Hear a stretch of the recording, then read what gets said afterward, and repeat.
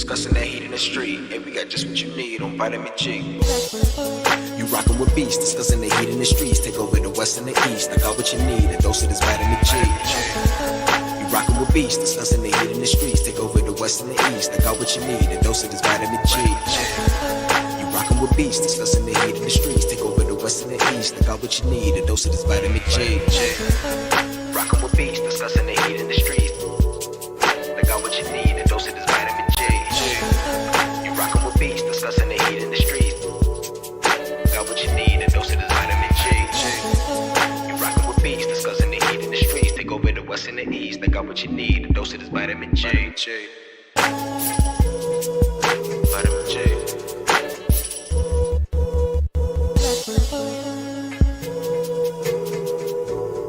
I'm on the outside looking in, and I wanna be back on the inside. I don't wanna be left on the outside, all alone.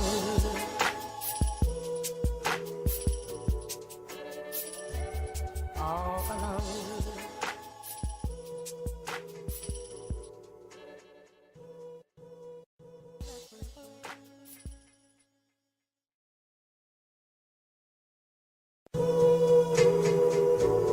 I'm on the outside looking in, and I wanna be back on the inside. I don't wanna be left on the outside, all alone. Vitamin G, got what you need. Vitamin G, got what All you need. alone. Vitamin G. Hey. You rockin' with beasts, discussing the heat in the streets. Take over the west and the east. I got what you need, a dose of this Vitamin G. You rockin' with beasts, discussing the heat in the streets. Take over the west and the east. I got what you need, a dose of this Vitamin G. You rockin' with beasts, discussing the heat in the streets. Take over the west and the east. I got what you need, a dose of this Vitamin G. Rockin' with beasts, discussing the heat in the streets. I got what you need, a dose of this Vitamin G. You rockin' with beasts, discussing the heat in the streets. I got what you need, a dose of this Vitamin G. You rockin' with beasts, discussing the heat in the streets. Take over the west and the east. I got what you need, a dose of this Vitamin G. Vitamin G. Vitamin G. Got what you need. I'm on the outside looking in, and I wanna be back on the inside. I don't wanna be left on the outside, all alone. Vitamin G. Got what you need. Vitamin G. Got what you need. All alone. Vitamin G. Hey. Final round. I already know how I'm coming, man. Yeah. Tryna run the town. Tell no duck when they hear that sound. How they gon' come up now? Heavy as the head that'll wear that crown. I'm going pound for pound. And if it's by smoke, then we toke all of that. From an ounce to a pound. Take it, they biting this now. Cause my drip right out the seat. How could they be? Give me a couple of rounds. Cause I'm a beast when I'm on Vitamin G. You see they start crumbling now. Mad struck, start mumbling now. Get the gist, I ain't reaching for clout. Plot twist, I'm the one with the keys. Clock glitz, know they look how I freeze. Different continents, I be torn. We living life, making yours look boring. See, we win at the end, it's a spoiler warning. Cause I keep heating up, I might blow the whole planet. They calling me toxic like global warming. But they keep tuning in once again and again. I'm the one at the top, just to form a warning. Truly, I'm De Niro when it come to movies. Get De Niro, entertain the groupies. Habanero if you come pursue me. But I hop on the game, too busy rolled up whenever my girl getting moody. Link up with the gang, we all go insane. Catching them bills on the duty. I'm in Stixie, I'm locked in. Bought a box, I was like 10. Back then, used to box, nowadays they ain't throwing hands. Mama said we got more advanced. One thing about me, I adapt, bought a Glock fin. Keep me safe from the block in. The game kept me off the block. Ain't got flex about looting my Ruger. I can shit on you with my computer. See my graphics card costs more than your damn job can afford to pay you. And my monitor, big as hell, detail, so I can see when I spray you. Then reload the clip and record the clip. It's go all say to that SSD. Know a whole lot of trill game heads like me wanna see tuned into that VGP.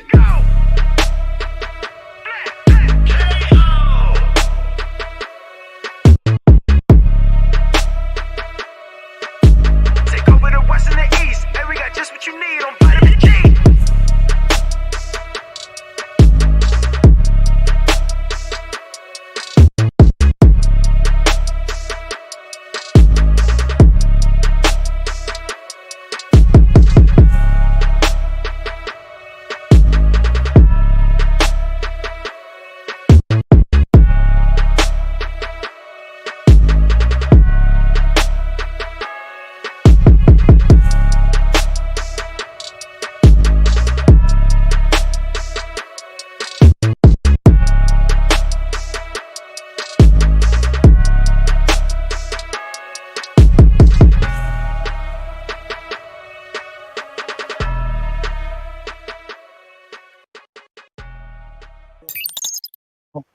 What's going on, everybody? It's your boy Dante Crisis, back with another weekly dose of your vitamin G.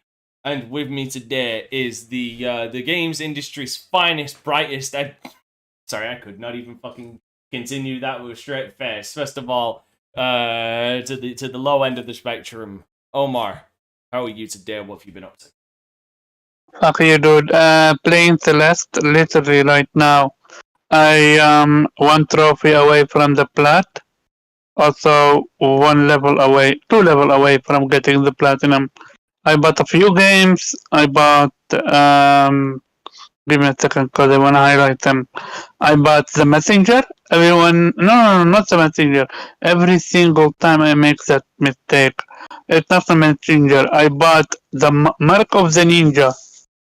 Anyone heard of it? No, I'm gonna bring it up. Okay. I also bought Edge of Eternity. I bought Fear Effect Sedna, literally for $1. I bought The Adventure Pals. It's an indie game, a platforming indie game with combat mechanics. I like that. And I bought a game called A Night Quest. That's about it for me. I'm still not doing much. Like, I still have Athena Noctis yet to finish it, but I'm so deep with Celeste. I just want to be done with it and remove it from my hard drive. Because I've been actually not streaming, but not like every single time I solve a level in Celeste, I post the solution on Twitter for people that follow me to watch it and enjoy. Because this game is not easy and it's janky like a motherfucker. Like, it has so much janky mechanics, but when it works, it works. And when it doesn't, it makes you want to pull out your hair out of your head. Oh, also, I bought a game called Forgone. So, a lot of indie titles I bought. And that's about it. Fear Effect. Isn't that... That's a PS1 game. Was that the series with, like, the photography lesbians?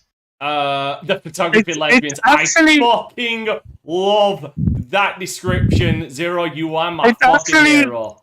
That's what it is, though, right? That's what I'm remembering correctly. It actually got a lesbian couple in it, but yeah. they have guns, and I don't know if she is into photography or not.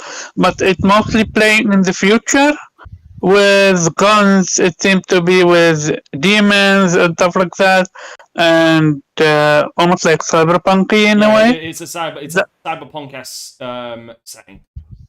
Ah, okay. I still remember the lesbians, unfortunately. I literally bought it for $1. If not two, I forgot at that same time. If I glance into your fucking Pornhub history, I might just want to see lesbians for days. Zero. I will neither confirm nor deny. It's fascinating how he knew about it from just the word lesbian. That was fascinating. No, like it was weird because Fear Effect was like back at PS1, so it was back in those like weird games. But the weird thing, they're not saying remake or remaster or whatever. Just name it Fear Effect. Maybe they re-released it. And I just it's also almost like a top-down shoot, in a sense, action adventure in a way. It stuck out to me for some reason. And I wonder why. There is a camera element to it, though, right? Am I wrong? I think you're thinking of. I don't know. I've yet to play it. I don't think you're thinking of Fear Effect. I think you're thinking of. I think you're mixing up two games. I think you're mixing up Fear Effect and there's another game. This is called Fear Effect Sedna. Yeah, but I think the game he's confusing it for is what's it called? Fatal Frame. That's the one you're confusing it with. I'm meshing them together with Fatal Frame. Yes. Yes. That's the one with the photography, ghost photographer. Yes. You exercise ghosts. You're talking about that. Oh, I know what you're talking about. You're talking about that horror game with the camera. Yes. And Fatal Frame has like the scantily clad woman. No. So I assume that like okay, that's explaining. Lesbians taking pictures. The coincidence with this one is it literally have a lesbian couple, or at least that's what I assume because I saw them kiss. But other than that, no. No. That game, I don't see myself ever playing it because it's a horror game. And that's a no for me. That's about it. Also, I highly recommend you, if you're on a PlayStation, to go to the PlayStation Store right now and browse through it. Shit ton of games that you can buy, including a game called Ender Lilies.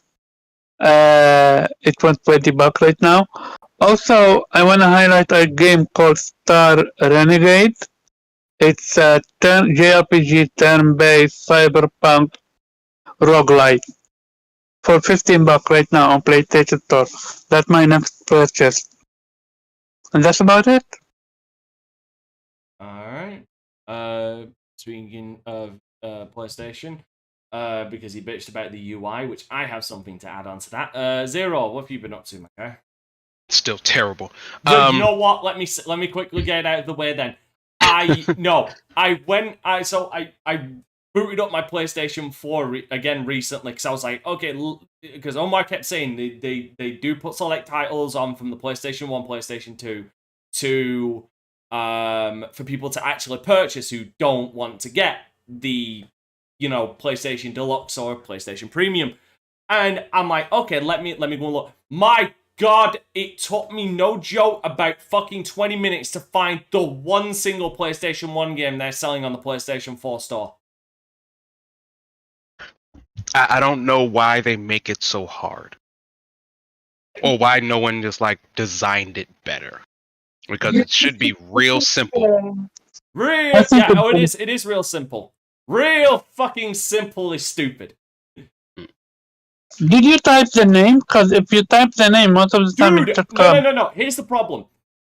How am I gonna type in a name of a game if I don't know what they're selling for hard cash on the store? I don't know what they're selling. So how the hell am I going to type in the name of the game? What do you mean by that? If you're looking for, example, God of War, you type in God of War and you see. Oh my fucking God! I literally just said, Omar, if you unclog the crap between your ears, I wanted to see what games they were selling off the PlayStation 1 and PlayStation 2 library. Now I understand. Yeah, no, so far I know they don't have any, what's called, almost like a file for it, which is very bad. They need something like that. I understand you. Yeah, it took me 20 minutes, to finally find the one PlayStation 1 game they've got on sale there, and I can't even remember what the hell it's called, because I was exhausted after 20 minutes. Anyway, Zero, please tell us, what have you been up to? So I haven't had to play a lot of games recently, but mostly Returnal. I'm on Biome 5, which is interesting. It's like a little ice one. I guess I just got to this underwater part, so I guess it's half ice, half underwater. No, not then. No, if you're in the water, then you're Biome 6. Oh, okay. Then I guess I'm on Biome 6. Cool. Yeah, if you're really underwater, it's over. You're a 5 biome. Yeah, I just got these things that Celine. Once again, Celine's just a terrible everything because like she just keeps putting foreign things on her body without like any regard to anything. But yeah, she put on like these leg things, and now I can go underwater. So I was like, oh, that's basically, cool. this bitch becoming Samus Aran. But like, yeah, I mean, I guess I can't complain because Samus does a little bit too. But I feel like Samus doesn't like stick her hands into random things. I'm gonna fucking disagree with you right there, man. I'm sorry, but do you fucking remember Metroid Fusion? All right, well, maybe at least Samus has a power suit of armor. Counts for something. Which Like, got fucked over. No, not really, especially if you look at her Metroid Fusion suit. There's not much of the fucking armor left. I'm all out of excuses. I'm all out of excuses. I fuck Zero. I love you. I love the conversations we have, but I love fucking checkmating you sometimes. I'm all out of excuses. With Celine, you can literally come back from the dead, so she's not missing out on anything. You know what? I guess that also could be a good point when you're fully aware that like I'll probably come back. Cause like I'll stick my hand in this thing that looks like it might bite it off. Whatever. Like so be it. So once again, having an absolute blast with this game. The fourth boss is probably my favorite boss so far. Oh, you mean Hyperion, the one that's muted? Yeah, the organ player. Like, yeah, I know. I will say this from what I've seen of Returnal, the final boss of that game, I will not lie, is a sight to be fucking hold. yeah, this game is absolutely gorgeous. And like when it's hitting and like there's just colors flying at you. Like I said, the fourth one because like my man legitimately just goes back and starts playing his mixtape on the organ, and like it's just things flying at you. And I'm like, this is pretty solid. I had to pause to turn my music up. I was like, okay, this is all right. Yeah, the music is nice, but also combat, but you're fighting, it works fluid. Yeah, I got outside of pistols. I still don't like fucking pistols, but otherwise it works just perfectly. And I've downloaded a bunch of games, but I've wanted to play this game for a while. Empire of Sin. My boy is finally joined. Have you played it? Yes. So what are your thoughts? Right. Okay. Because I'm still trying to figure out what I feel about it. Like there's some things I really like, and then there's some things I think I was expecting it to be something that it wasn't. Right. So with Empire of Sin for me is it boils down to a lot of great ideas, a lot of good ideas. Some of them do reach fruition, some of them don't. But it's also one of those games that I can look at, I can say, like, quite honestly, this seemed like a game that someone actually enjoyed making. Like there was actual love put behind the idea of doing this game. There's a lot of character in it. Like what's the game name? Empire of Sin. 1%. It's from I can't remember her name, and I apologize because she's predominantly known as John Romero's wife. Brenda Romero, that's it, thank you. Empire of Sin? Yes. Okay, thank you. What I think also might be a challenge, this is probably not a game for console. And I'd probably have a bit better time on PC with just the whole mouse sort of energy of it all. Similar to like Civilization. I could certainly probably play Civilization on PS4 or Tropico, but PC feels like the better space for that type of game. Maybe, but I'd slightly disagree because I feel like XCOM Enemy Unknown and Enemy Within, and even XCOM 2 were able to translate their game well over to console. So I've never played XCOM. How close is it to like Empire of Sin? Because in my head, I was putting XCOM in the same thing as like Front Mission. I would say in regards to like certain combat mechanics, it is similar.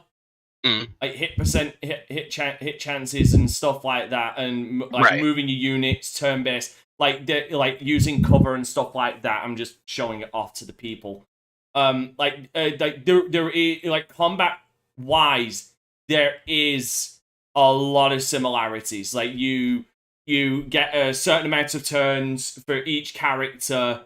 You shoot, you reload, like you Overwatch, like all that kind of stuff is very similar, right? If not identical to how XCOM is run, especially when it comes to like hit percent chances and shit like that, and criticals and stuff like that. So it's been a while since I played Empire of Sin. I can't remember if there is permadeath. I think there is. But yeah, no, it combat wise, like the game, the moment to moment gameplay of the game is very much XCOM styled. Okay. And XCOM was, in my opinion, was able to pull it off really well on console, because that is where I first played XCOM. Okay, then I'm gonna continue power through it to see how much I enjoy and see where it's going. Admittedly, I've not played much of it. I'm probably like an hour in at best. How are you finding the combat encounters? I don't hate them. They feel a little bit of what I was expecting. What I was taken aback by was how tight the map is. Right. Yeah. So the thing is with this game and games of its ilk, you need to be slow. Don't rush. Yeah. You have all the time in the world. You pretty much have all the time in the world. Like, the best thing you should be doing is flanking enemies, because flanking enemies usually gives you a higher accuracy chance to hit an enemy. You need to position your characters. It's usually best to go on, if you cannot attack a dude right off the bat, it's always good to go into Overwatch. So that when the enemy moves, all of your guys immediately rain hell on that motherfucker that decided that he was going to take one step out of cover. So, and now my last one, and we can move on. So basically, almost like XCOM. I just said XCOM. I said this is very much game to game XCOM. Is the I guess the management of it all, because I noticed as I was picking through, there's brothels you can run, breweries, all this type of stuff. Is that a large part of it as well? So like, is there moments when I'm pulling back and I'm like, I'm managing my brewery and going forth and or setting prices or doing whatever, however. Yeah, like it is. It is. Okay. That is a big part, especially when it comes to income, because again, it's very much a gangster simulator of the 1920s, like Prohibition era kind of thing. Like that's what drew it to me, because I was like, I'd like to run a couple of breweries and like illegal speakeasies. Yeah, you will. If the combat doesn't entice you, I feel like the sim aspect in that regard might entice you to continue forward.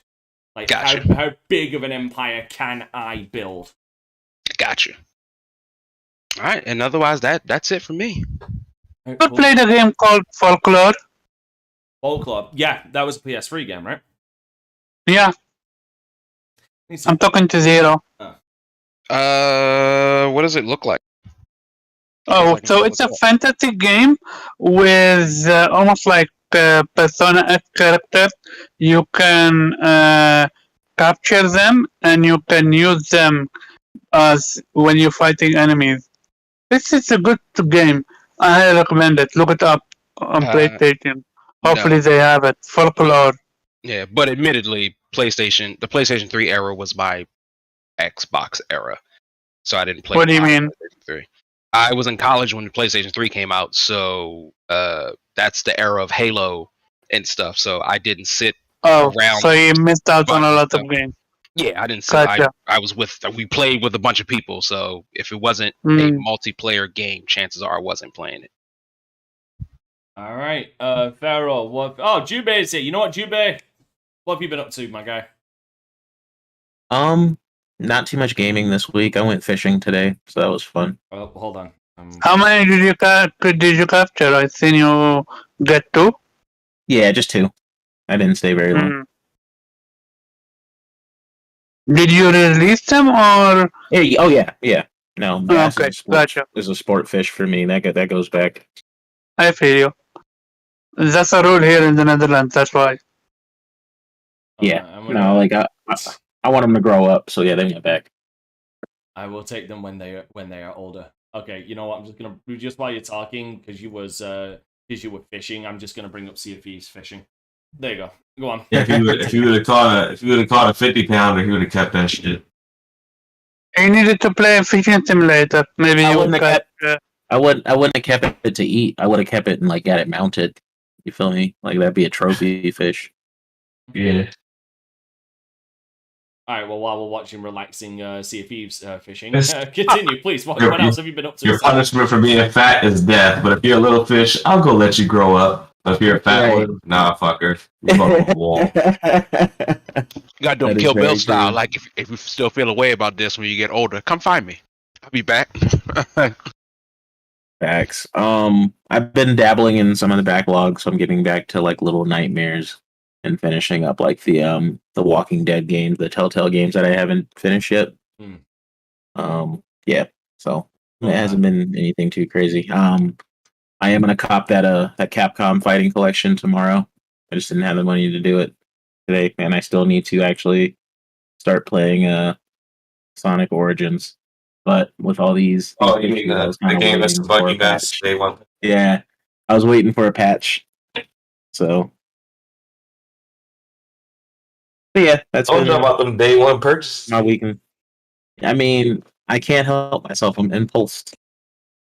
You're saying I gotta have it. just like a certain somebody setting black people back 50 years, you setting back gamers 50 years. Jube, Oh no! you're a fucking legend. You are a legend in my stream for that. I actually showed it to my stream. You're a fucking legend for that. Yeah, so yeah, you know, if you wait 45 days, the game is gonna be like 25% cheaper, and most of the bugs are gonna be knocked out. You'll be happy. Yeah, this is true. You're paying a premium to like To let them beta know test. about the bugs. Yeah. But that's a QA form. Hey man, I saw you get a couple of wins in that Naraka. Oh, I got like 6. We out here dubbing. I forgot about that. Yeah, Naraka's been really fun. I need to get back to that. I got 1 or 2 people to use my code, so I'm like 2 more people away from getting that cosmetic I want, and it goes both ways. So everybody like you're linked to when they hit like level 10, 20, 30, etc., you get a point for that. So Does the code work? What is it on? so the code's only on X. The invite codes right now for Xbox only work on Xbox. PC ones only work on PC. They're still Gotcha. separate in that. No, but the game's fun. You know, I hate battle royales, and I don't hate this one. So Well, it's a little bit different because it's like actual like fighting versus like shooting. I mean, they're still shooting. They're still ranged weapons that are kind of garbage. But It advertises more like close combat though.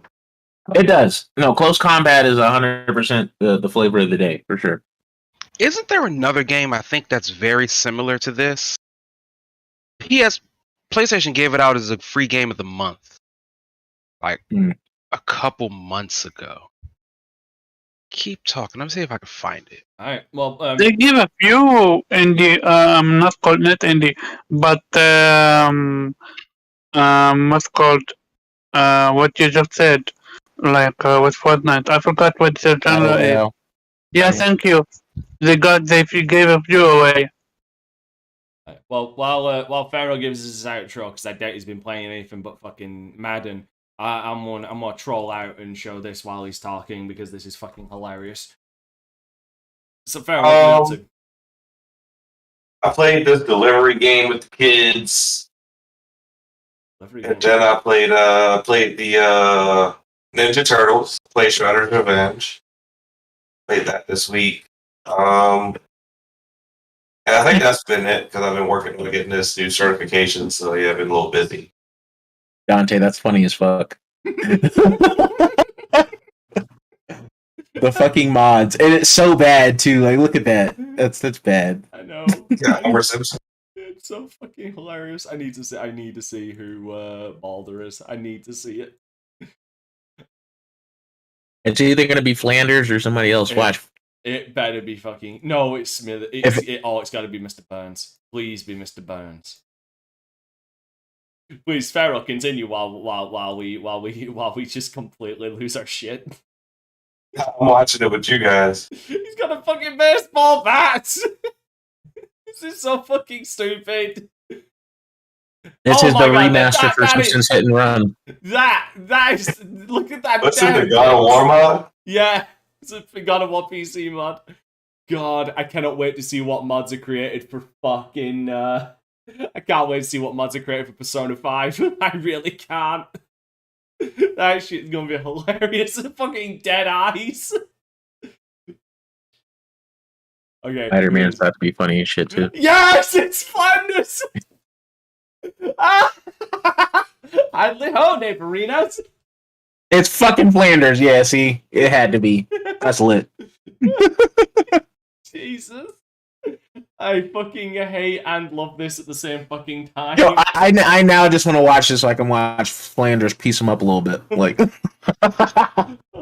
right. So I apologize for ruining your thing, Pharaoh. You've been playing the new Turtles game. How is that? I keep hearing good things, and I keep hearing people telling me to buy the game with money that I don't fucking have. I think it's a good game. I think it plays very well, but I think it's a game that you need to play with other people. Like if you play it by yourself, it's like but I think there's a lot more fun factor of playing it with other people. what game is this? Sorry. It's a short game. Shredder's Revenge. Oh yeah, TMNT. Also, Yeah. It's a short game, so be prepared for that. It's a what?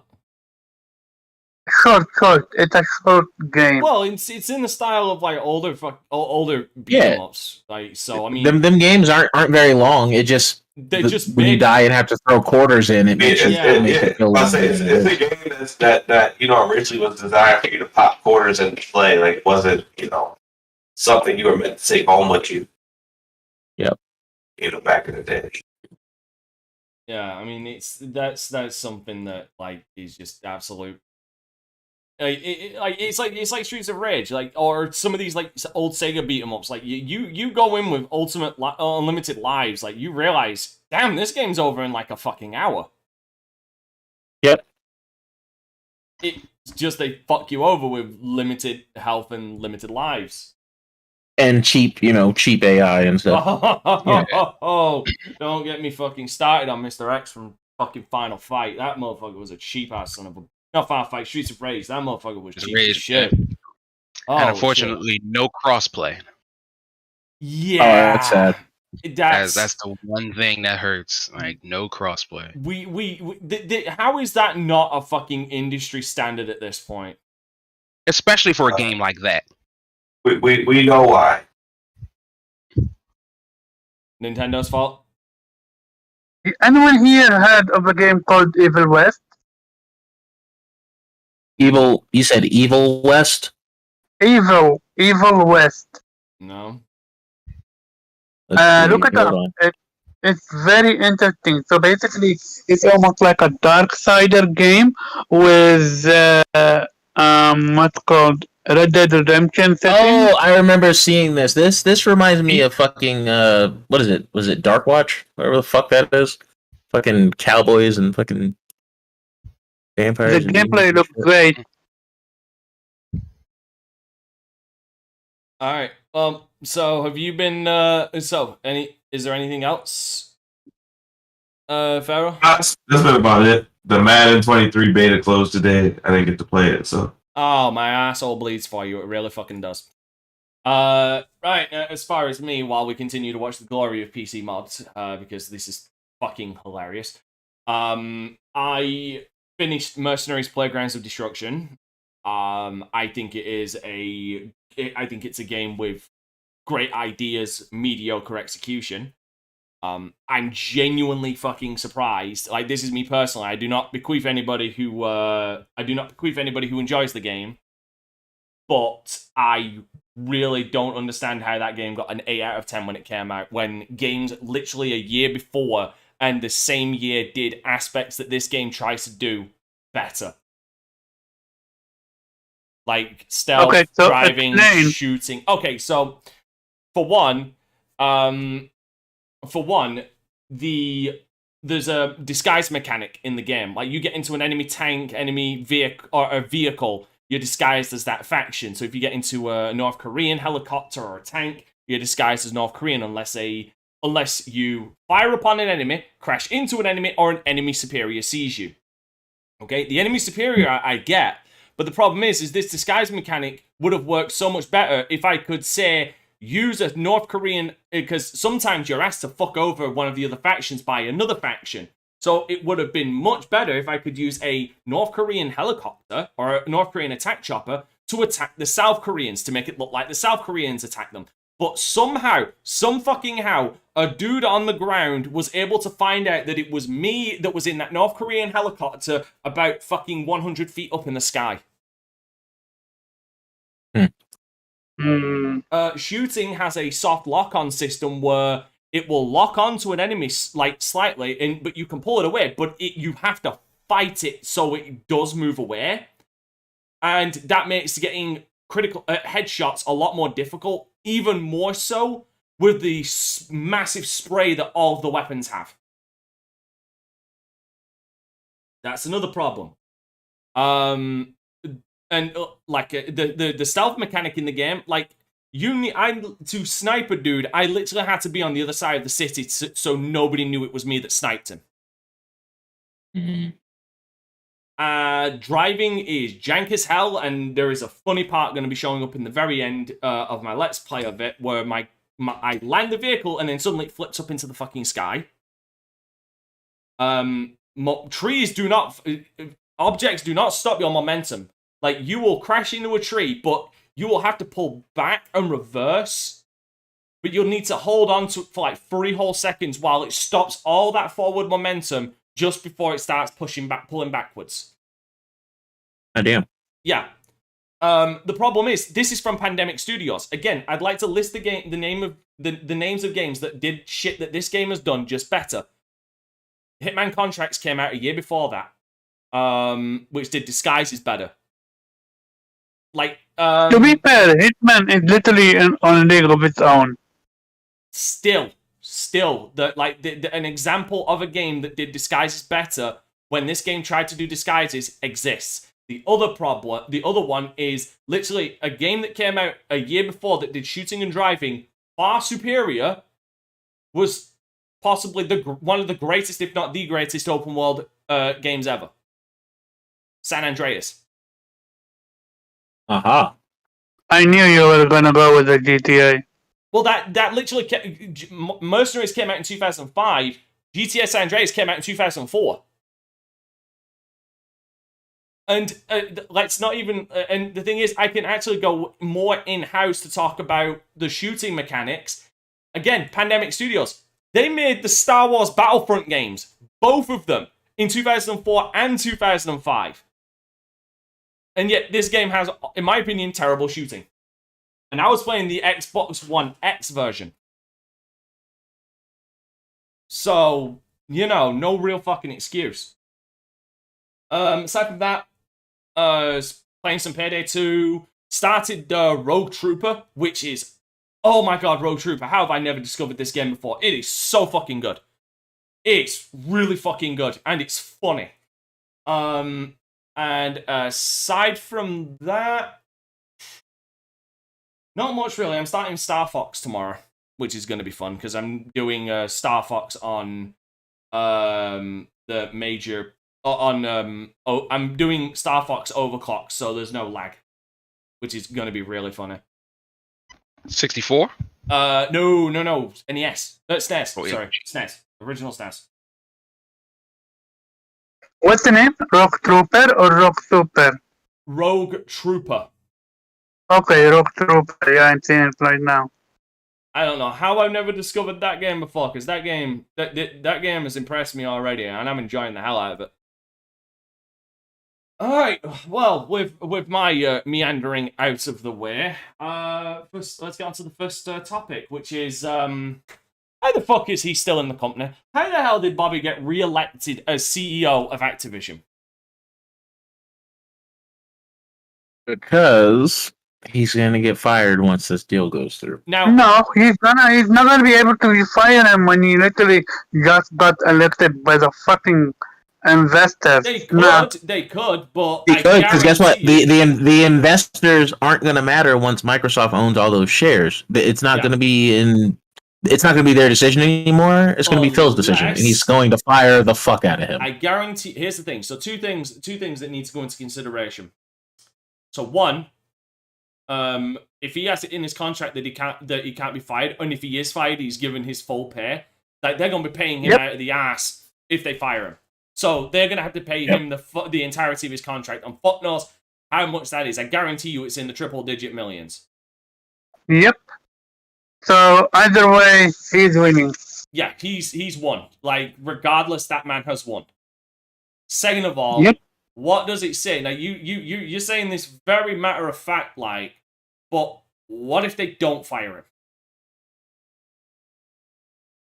Then you need to accept that possibility that this man is not fired. I don't want to accept it, but you know, might have to. So what's your reaction if they don't fire him? They're full of shit. They don't have to fire him. Like this, we saw this when they bought ZeniMax. When they bought the company, they wrote the checks, and the people that owned the company disappeared. Yep. Like no one was fired. At the conclusion of the transaction, they were just gone. But didn't they turn around and say that Activision Blizzard would be working autonomously? Yep. Yeah, but Bethesda operates autonomously.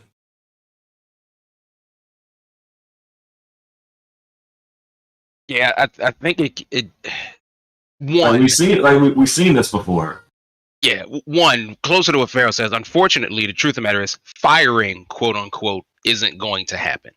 They're not gonna get fired. They're like the deal, they're gonna be bought out. So it's like at the conclusion of this buyout, people who are bought out are gonna just walk away with their check.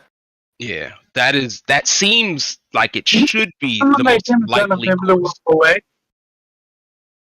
It's not a thing where you have a choice. It's part of the agreement. No, he does have a choice. He's literally on the company. Furthermore, no, he does not have a choice because he there's no more board of directors. There's no more vote. They are owned. That's the whole point of them being acquired. But then it goes against the whole narrative that they can operate on their own. You can't operate on your own and still be owned by a different company. That makes no sense. It does make perfect sense. How are you going to say that? Have you not seen what Obsidian's been doing? They're working on their own. They're doing whatever the fuck they want. They're not mandated to do anything. That's why they keep coming out with games. They can. It's just a board of directors. Like that's all it is. It's a. And I think it's worthwhile to state. My assumption is that when they say they're autonomous, that means when they're making their games. Like you just can't harass a bunch of people and then we like, oh well, no, it's fine. They act autonomously because then people are like, why doesn't Microsoft step in and do something about that? So like, I get the sense that autonomous is just for game making, not for. This guy is probably bad for the company if we keep him here. We got to get him out of here. And like now, allegedly, he threatened one of his ex-coworkers, not to mention the other sexual stuff that happened. Second, hold on. So, I'd like to point out I'm trying to find anything about this, but according to this, there was no leadership. There was no leaving of leadership after ZeniMax was bought out. Like there was no leadership change or anything when ZeniMax was bought out. In fact, Robert A. Altman praise be to Altman. And high five if you get that reference. Like, he didn't leave ZeniMax. He died. Oof, rough. Yeah, he died in 2001. Yeah, he did. He was the co-founder and multi-decade CEO of that company. I believe he was the. I need to coincide dates, but I think he was the CEO after the purchase before he died. So, like, no, ZeniMax did not. I'm trying to find anything. If you can find anything to the contrary, I'm willing to be proven wrong. But, like, no, there was no leadership change at all at ZeniMax after the purchase. So that was an assumption. That was an assumption on Pharaoh's part, yes. So, like, it's one of those things where It was not an assumption at all. There was a ownership group that was attached to ZeniMax. What happened was the board of directors got dissolved. That's what's going to happen. There was an ownership No, group that was okay, the board of then- directors. That's completely different. That's different between the leadership and the board of directors. There is a No, the difference. board of directors is the leadership. There's not a difference. But that doesn't mean that Bobby See, he's gonna leave because he was appointed CEO. When you're a CEO, though, you're on the board of directors. If there is no board of directors, you are no longer CEO. You're not going to be. They need somebody in the interim. There's no point in hiring somebody else to do Bobby's job when they're about to not have jobs. Yeah, Once his Bobby's a acquisition part of goes the through. is a part of the acquisition, so he's gonna get paid out as the person who facilitated this acquisition taking place in the first place. So that they're not gonna get rid of him. He's the one that facilitated the acquisition. He's gonna lead the company through the acquisition and get paid just like the rest of the board of directors are gonna get paid. Yep. And I wouldn't be surprised if there isn't some sort of backdoor dealings between Kotick and the board or Bobby and the board to, like, make this happen until the deal goes through and then whatever. Because, like I said before, he doesn't lose in this situation regardless. That is unfortunately how he can't lose. That's why I'm Yeah. saying. that how big companies or American companies operate. That it's a golden parachute. That is just how it's going to be. There is literally nothing that can be done about that. As this article from February states, Kotick or Kobich, I'm going to call him. Kobich was previously expected to leave his position at Activision once the acquisition was finalized, but the filing indicates that the board could extend his contract beyond March of 2023. Right. So once again, he's just collecting a check until, well, my hope is he's collecting a check until they get him out of there when the ink is dry. Yep. But The deal is expected to conclude until like what, summer of 2023, like spring summer 2023, which is around March. yeah, and important to note, but his contract could extend beyond that. It could. It just leaves up. It's just the reason that it probably could is because you're probably keeping it going until everything is finalized. See, for me, it's not.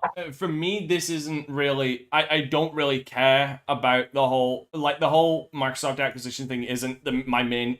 Like, if he's there or not isn't the major sticking point for me right now. My major sticking point is like this is just Activision's higher ups and board of directors showing their ass by proving they really don't fucking care about the people under them. The fact that they're keeping this guy on board.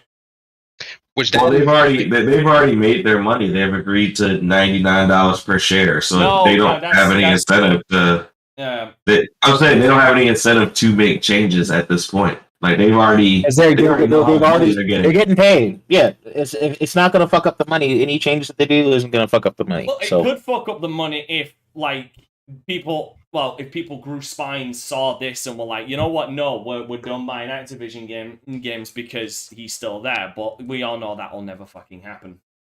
No, it doesn't matter. Even if we as fans decided to stop buying Activision games altogether, it doesn't matter because Microsoft already agreed to a price of $99 per share. So even if the stock price dropped to $30 tomorrow, they're still going to get $99 per share at the conclusion of this acquisition.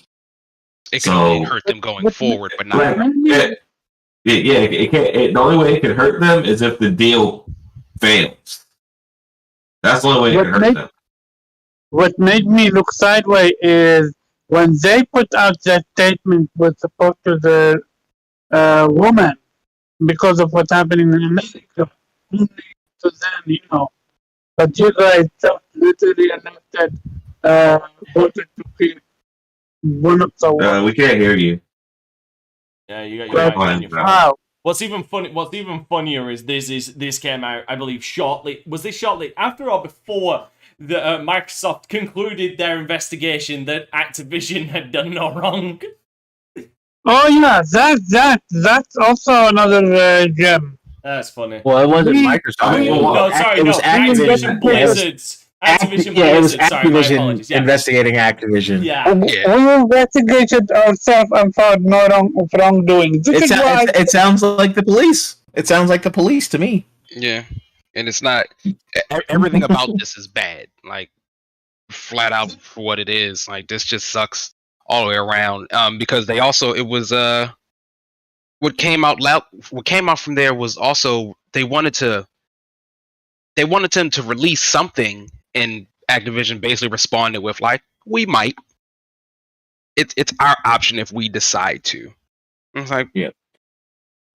No, we need like sort of transparency here, and their answer was, if we decide to, if we get around to it, maybe we'll throw you a bone. If we feel like being transparent. Basically, if we feel like they are 100% in cruise control right now. They don't have any. They have no incentive but to just ride the wave and not get in the way.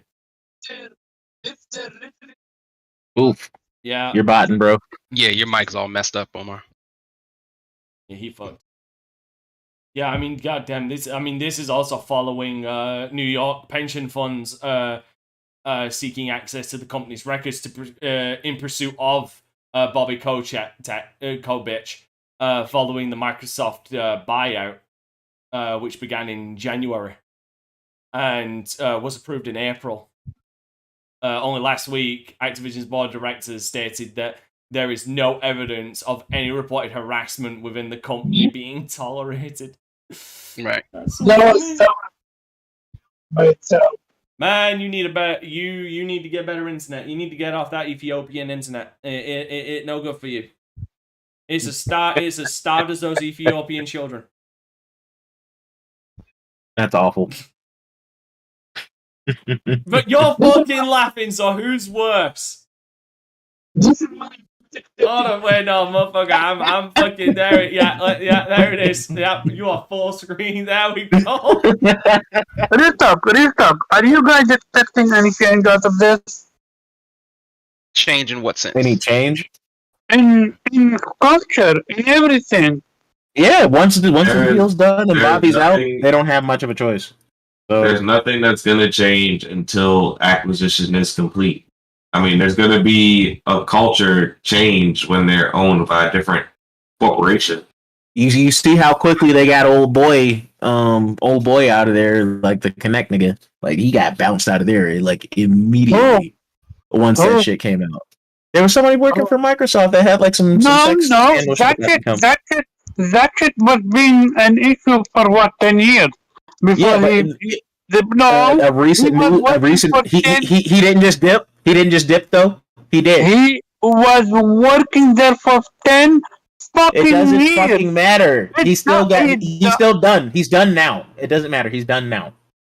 It does matter. It means that he was allowed to do what he's doing for 10 years. Swept it under the rug. Okay, he's done now. Sweeping something under the rug. And they're not the only company to do that. They're not the only company to do that. Now you're shifting the ball game. Now am I? No, I'm not. Bro, just because you're a company that has a fucking child diddler or had a child diddler like in an executive fucking role. I don't want to hear that shit. When have I ever said that they are not the only company? They are the only company that's doing it. So what's the point of getting pissed about it if everybody's doing it? Like, there's no point. We know this. Like I said, I'm happy he's gone. The whole point was he's up out of there. So You ladies done I throwing really just don't get how like Are you two ladies done throwing handbags? Yeah. Okay. My Prada purses, we good. You're good. I just I think it's legit thought it was extremely gonna be Gucci. like I just think this is just so extremely premature. Like I've been seeing a lot of people laying everything that Activision does at Microsoft's feet. Like Microsoft doesn't own them. Microsoft can't fire Kotick right now. He has no say in it. So it's I never said a single word about Microsoft. I said Activision, not Microsoft. Okay, hold on. Why the fuck are you taking that so damn personally? When Pharaoh never said your damn name, he said some people. He never mentioned you by name, bitch. Okay, Yeah. but I just find it laughable that they put what triggered me is that statement, how they stand with the woman, and then not even a week ago came to the conclusion that we're gonna keep him. That's what triggered me. That's it. Which is fair. But I think it's important to understand there is certainly a level of morality at play here. And it's pretty probably rightfully so to like be angry, but at least according to them, all we're operating on is hearsay from individuals. There is no actual facts about what did or did not happen as far as Bobby is concerned. I think all of us are pretty smart enough to know. Obviously, he knows something. I just don't think you can possibly this can't be going on for that long and you not hear something.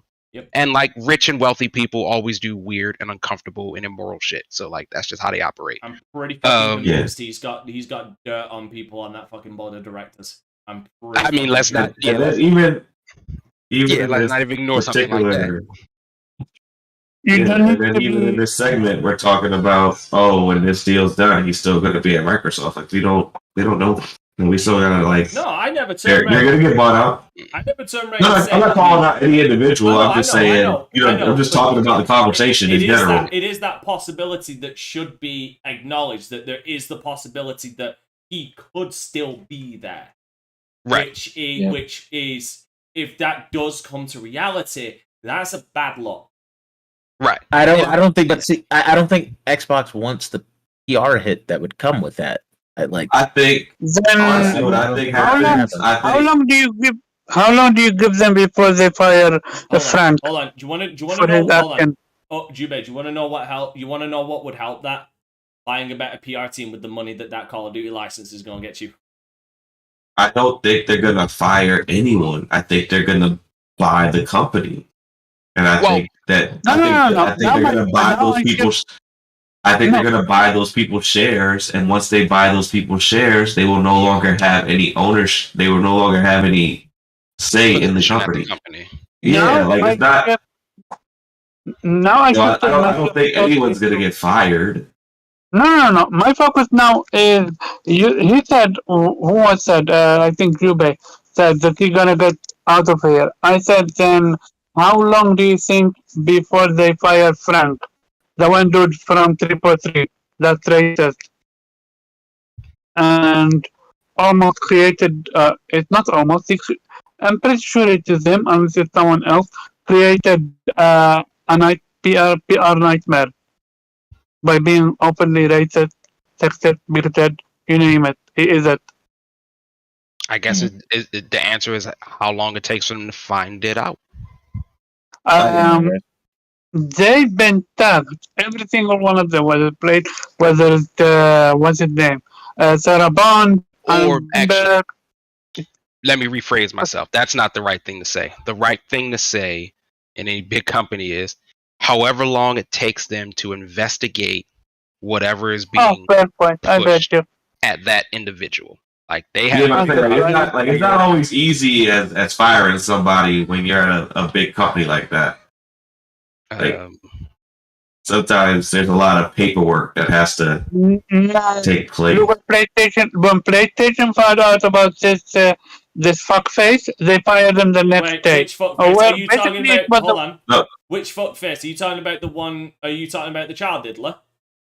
Yeah. Okay, right. No, Yeah, offense, so that, like, no alright, so offense. when With utter respect, with absolute utter respect to my black brothers in the chat, to who are watching and in this group, there is a stark contrast between saying the N word and diddling kids. yeah, One is there's a saying big some difference dumb between like shit. One is criminal. I say one is Yeah. illegal. yes, like that, like there's no red tape you have to go through when somebody commits An illegal a act. certain class felony. Yeah. There's no more red tape to go through at that point. So Yep. once again, I do understand your point, Omar. I would like for all these things to be equal. They are not. And the sad fact of the matter is, at least here in America, people do have freedom of speech, so they can say whatever the hell they want. It is then up to the company to decide whether or not it is worth the burden to keep them there. Committing an illegal act is usually the easiest and fastest way to get fired. Oh yeah, unless It it's doesn't- unless it's white collar crime. Yeah, it's not always like- true. Like, you can sometimes be an athlete and, you know, rape a woman or like beat up somebody and like still get to play. But like most of the time, you do something pretty seriously illegal, we gotta let you. I'm gonna need you to clock out for me, sir. We gotta let you go. Before someone comes along and clocks you out permanently, especially when it comes to kids. Like this dude could be as racist as hell, and they could be doing an investigation of it. He could file a mental health claim and all types. Like there's a lot of things you could do to keep your job longer than you should in the United States of America. Have you got Also- hold on, have you got the couth there, Pharaoh? Because you sounding stuffy, bro. Yeah, I'm kind of sick. Oh, so. Yeah, Also the very truth of it is, like, who's to say that the people within 343 disagree with him? But here's another thing. And that's- Here's another thing. Being clearly a man of white privilege, who's not to say, like, how long ago did he make these statements? Like, were they years ago? Because I haven't seen the statements. I don't deal with. I don't give racists the time of day. But seeing as you brought him up, like, were these done like years and years and years ago, or were these literally last week? I need to see that thing. Because like there's also the factor timeline. of, has he changed But as what- a person and regretted what he said? No, because you got banned from Reset Era and banned also from NeoGAF. I forgot which. Okay, in fairness, in fucking fairness, I know. you can get banned off of Reset Era I know, by just saying, but by he was breathing. racist. I know, but he got banned because he was racist and sexist and bigoted toward Muslims as well. Alright. So this is not just one thing, and not one place he got banned from. Yeah, I mean, I don't disagree with you. Like, I personally, he seems like a general all-around ass. He sounds like a piece of shit. Yeah, Definitely. yeah. No one's defending him, but No. you just gotta understand that No, there's, no one's definitely- there's a process to get it fired. Yeah. Especially when you're at a big company. And like, It don't just happen overnight. There is And some- there is a thing in the US, So a the local latest thing is called wrongful termination. literally two years ago that I've seen so far is 2020. Okay, so like 2020, I mean, got a little cooped up, started saying like negative things about Asians and, and here's COVID the and thing, stuff. if he Makes did, sense. yeah, maybe he's grown as a person. Like I as a purveyor of This is believing in 2018. human beings. Like, I like to believe that people can change. Like, I like to believe that one day you'll get your head out of your ass, Omar. I like The to believe reason- that one day people I buy it, but I believe that he could be The selling it. reason why people even started investigating that was because of the 343 Bono fiasco. that I'm not familiar with. Which, Mm, so basically, at literally the day of what's called Black Day, I don't know what's called. Yeah, thank you. 343 put out a color that was named Bonobono. If you look up what Bonobono is, it's basically an ape that fucked for the sake of fucking. And if you want to make the correlation where basically that's what people did, and to the point where what's called T4T came out and apologized and said that a mistake or whatsoever. Fair enough. Now back to the conversation we were at when it comes to Bobby Kovic. If he's gone once the purchase goes through, fine, because obviously Microsoft has no power over him. I just think that despite the fact that shareholders and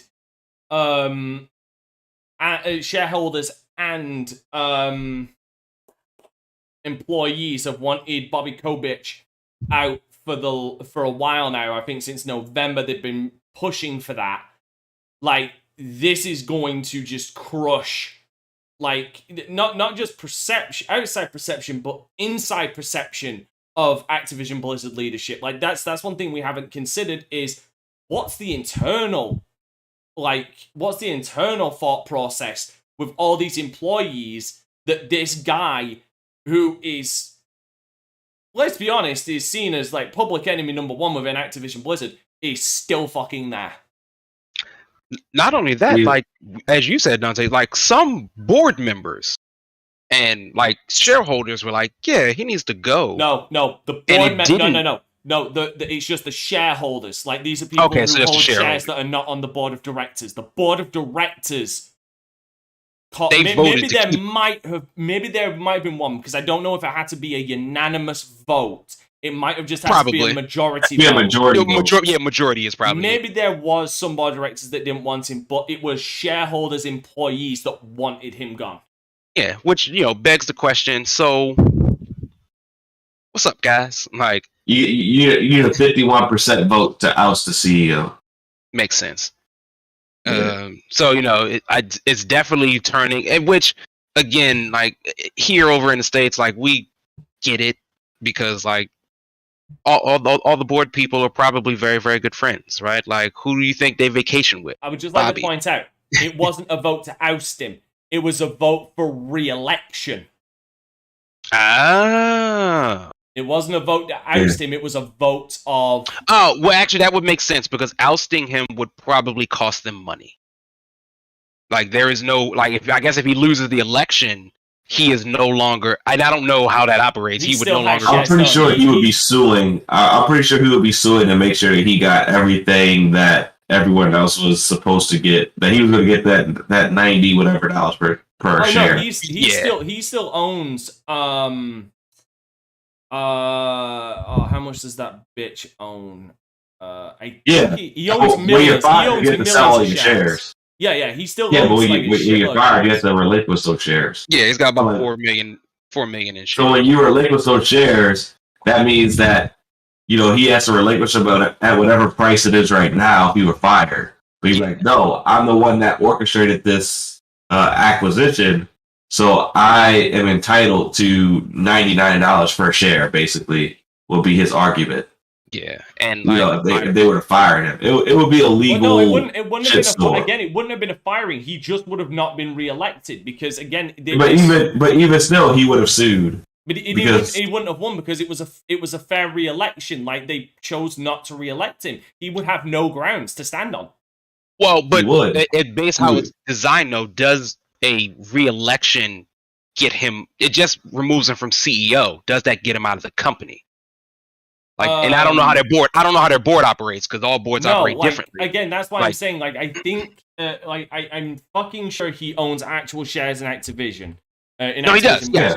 So he would still, even if he wasn't CEO, he'd still have capital inside of that, inside the company, whether he was CEO or not. So he.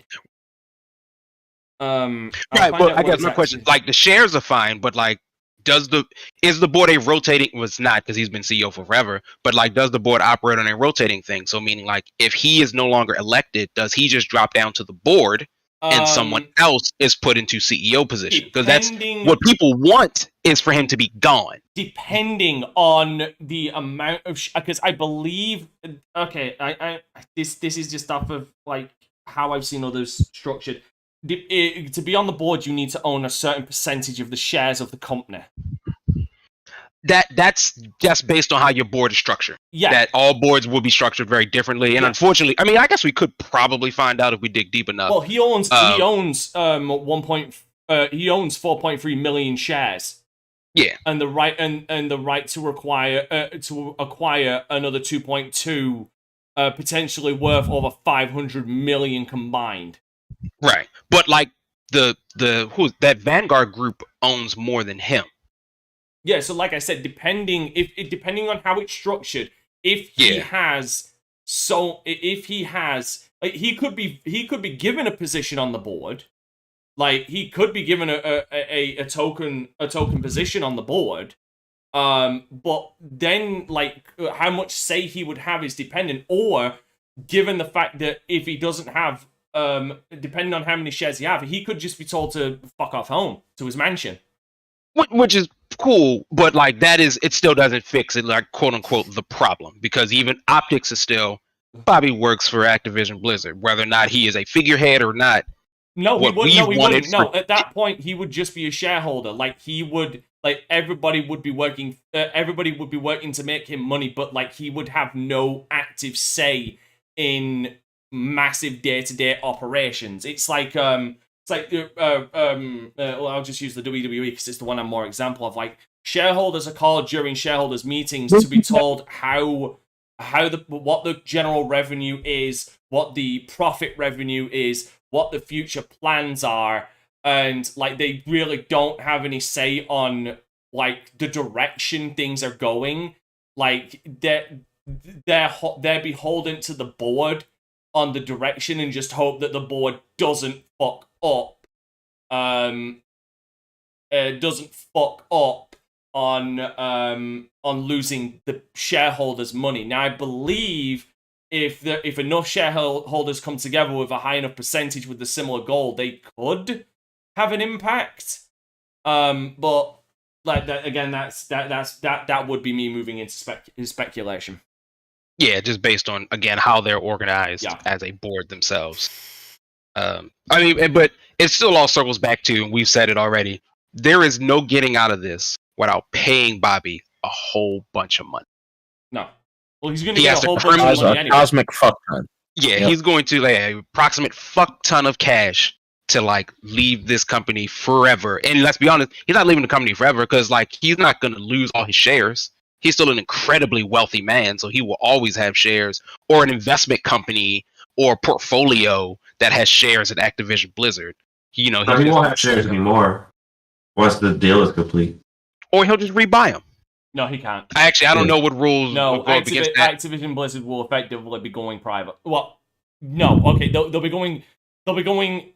become a subsidiary, so he can't buy shares in it. He'd have to buy shares in Microsoft to not directly Activision. Yeah. Yep. Yeah. True. Yeah. So which, like, Bobby can. So looking at this, I don't know if these guys are. I don't know how many of these people own. I'm sure they own shares in their positions, but it looks like a general. Looking at the leadership of Activision Blizzard, because it is readily available on their website, it looks like a general leadership structure, like a president of chief operating officer, executive vice president of corporate affairs, corporate financial officer, chief administrative officer, chief legal officer. Like, it looks like a typical multi-million company CEO structure. Do you know what I mean? Yeah. Then the people, the most shares will probably wind up being your CEO, COO, and CFO. Possibly, because they've even got presidents of the individual studios, like president, like we've got the president of King, the president of Blizzard Entertainment, and the president of Activision. Right. Like, all those guys seem to be. I'm guaranteeing you, all of these guys are the board members. So yeah. Now, like I said, depending on how it goes, like, a number of these people still could remain. Like, the president of Blizzard, the president of Activision, the president of King, because you still, even though they'll be under Microsoft, there still needs to be a structure. Just the upper echelon, the CEO would be beholden to Microsoft. Like he would be the speaker for Microsoft, so to speak. Like there still would be a leadership structure because you'd still need someone like a legal officer for the company. You would still need someone like a marketing officer for the company, a communications officer. You'd still need that for the company. I'm also going to put these motherfuckers on blast as the people that voted this bastard back in. Like you would still need some kind of leadership structure. So yes, the board might dissolve, but there still would be a leadership there. Do you know what I mean? Right. So there might still be a CEO of Activision Blizzard, but that, like I said, he manages all of this for Microsoft, but he is effectively the speaker for Activision. He is the mouthpiece for Microsoft to Activision. Like this is what the Supreme Emperor has dictated. Now, if that's Bobby Kotick, that remains to be seen. I'm fucking hoping not, and I think Microsoft would be smart not to. But I guarantee you, a lot of these positions, whether it's filled by the same people or not, some of these positions are still going to be in the leadership of Activision. All right, anybody get fuck's sake. Anybody got anything else they want to say? Not on Activision. I'm good. Oh, hold on. So that's the leadership. So yeah, the leadership is going to stay the same. I found the board of directors. Again, it's available on their website. Yeah, so we've got a director, chairman of the board, director, chief executive officer. Director. So these board members. Hold on. This is actually something I could check real quick. See if there's any overlap between the leadership. Do you know what I mean? Because then we could see who might be staying, who might not be. So, Ravita Bowers, don't see her. Kerry Carr, I don't see a Kerry Carr there. Robert Porty,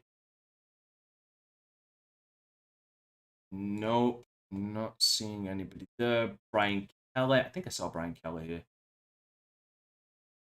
No, guess not. Yeah, there you go. Chief exec. Yeah, so Bobby would be off the board. Like, the board of directors would be dissolved. But it's potential that he could remain as CEO.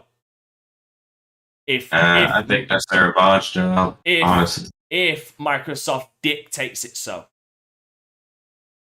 Because again, the board of directors is clearly separate from their leadership team. Because he's the chief executive officer, but he's also on the board, but he's also the CEO. So again, depending on where the chips fall, he could still be there if Microsoft dictate that he wants to, and it's majority rule. Thank you, Nate. If they want him there, he's staying there. Even if he gets bought out, he could still be there. Robert Malago, like, I don't think there is any overlap between aside from Bobby, who I think the CEO can only be elected from the board, I believe. I think is that how it works? So yeah, like I believe the board elects Bobby. Yeah. Yeah. So the CEO is always so there is no overlap. Yeah. So the only overlap is him. And if he's bought out, depending on how far his contract extends, they either have to fire him or wait until his contract runs out before they can replace him as CEO. Mm-hmm. And again, there is still the possibility Microsoft could re-elect him. Say, no, You're staying on CEO. We're gonna give you a fat stack for it. See, that's why I'm here, ladies and gentlemen, because I look up the facts. So, yeah, it's shitty that he's still on. Hopefully by next year, we'll be singing na na na na, na na na na, hey, goodbye. Hopefully. Alright, moving on to the next topic. You know what? You're our resident retro guy here, Zero. You love the retro stuff. Could you please open that? Could you please open one of the Sonic Origins link that I gave you, please, and please read this out to us. Oh, you gave me a link. I'm assuming it's in Discord. Is it just to me? Yes, I'm pretty fucking sure I sent it just to you. All right, let's see. Or did I send that to somebody else? Crap, did I send that to somebody else? Fucking sure I sent it to you. Oh, it's either that or I sent it to, no, I didn't send it to Justin. It might be in Twitter, actually. Sonic Origins developer very unhappy? Yeah, that's the one. Very unhappy about the state of it. Yeah, that's the one. Yes. I read that shit. That shit's kind of right. Yeah, I fucking warned you. Did I not fucking warn you all? You did. I still bought the game. Like you did. I bought it anyway. Right. Nobody listens. Nobody listens. Like you always turn around and said, we fucked up. Like we fucked up. Like all we have to do was keep the colonies in check, and you wouldn't have to be dealing with any of this shit. To this day, you're still not listening to us, and shit's still getting fucked up. Keep telling y'all not to get them day one game. Unless y'all really passionate about the game, you know. Alright, well, I get it. Zero. Read first. So, Sonic Origins co-developer is very unhappy about the split by Rich Stanton from PCGamer.com. Fans were pretty excited at the prospect of Headcanon, one of the developers of the best Sonic games in recent years. I'm assuming that's Sonic Mania. Yes. Being involved with Sonic Origins Collection, which contained remastered versions of Sonic the Hedgehog 1, 2, 3, and Knuckles, and Sonic Slow it down CD. a little. Slow it down. Take your Ritalin, please. Unfortunately, since its last release, social media has seen waves of videos showing the game's bugs, glitches, and general messiness. The reception is obviously being reflected in user reviews, though there is some crossover in the negativity towards the game's microtransactions. Why does this game have microtransactions? Because fuck you. That's why. Which, to be fair, do lock some weird stuff behind a paywall.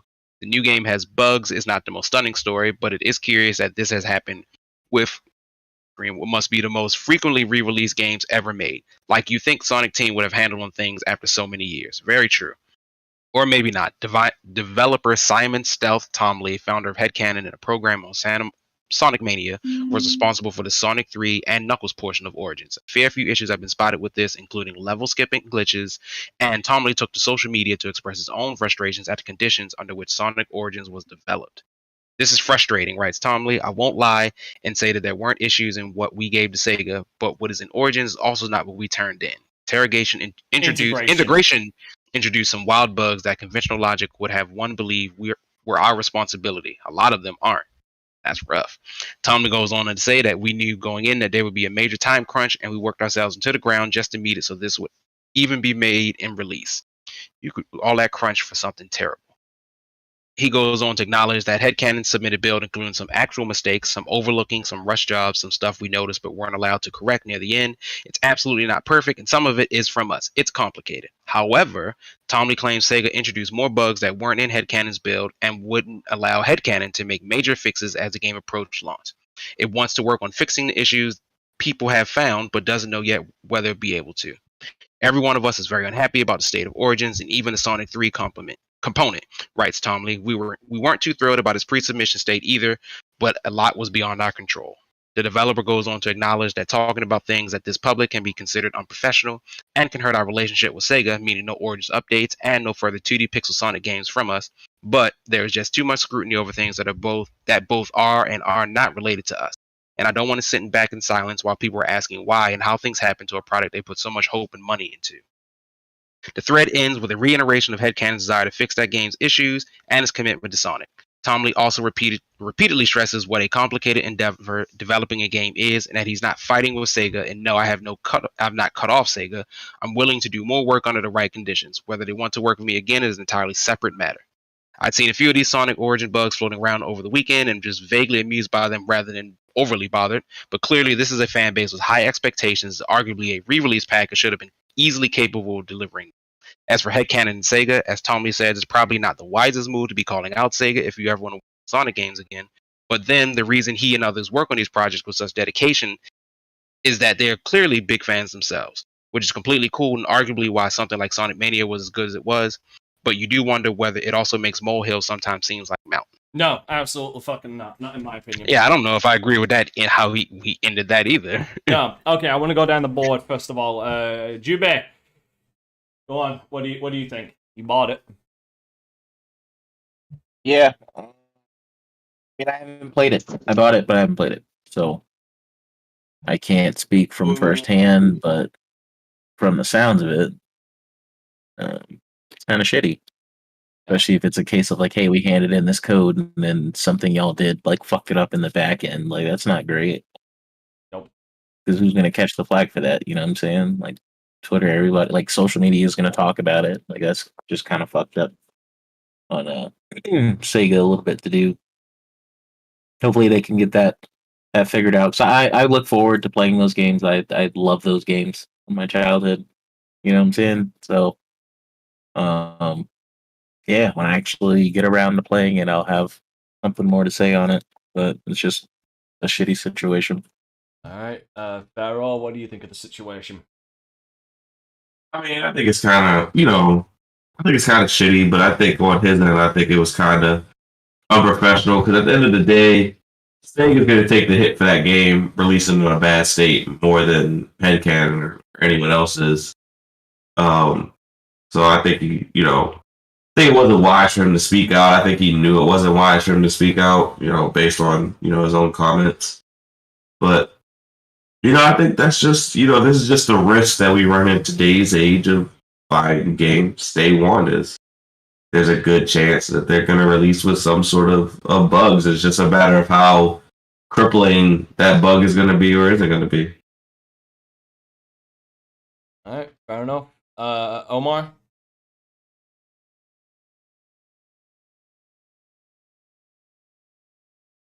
It's not gonna look real bad on them. Is that it? Yeah. That's about it, yeah. Okay. Imagine he'd be saying if Sega was owned by Xbox right now. Oh, he'd be going on like a fucking hour-long tangent. Zero, what do you think? I think it's really unfortunate and a little surprising. I agree with part of the article. Particularly if these are like new bugs. It's one thing if like Nintendo famously just doesn't fix anything. So like if it was a bug back in 1996, it's probably a bug today, which isn't great, but like at least you're not expecting anything new. Yeah. They apparently introduced new things that like Sonic, this package has been re-released I don't even know how many times. So many fucking times. Yeah, so it's like, how did you, and why, well, and I guess he goes on to state a bit, Tom Lee talks a bit about like how hard development, because my second part was like, how hard was development on it? Because a lot of it is already done. If I may, can you please, in short, explain to me what's going on, Restart, because I understood that there is bug, but I had a little, a lot Okay, of I think, trouble. hold on. I think this is something that should also be addressed. It isn't just Sonic 3 that has bugs. It's all 3 of them. Like the entire collection it's has the package, issues. yeah.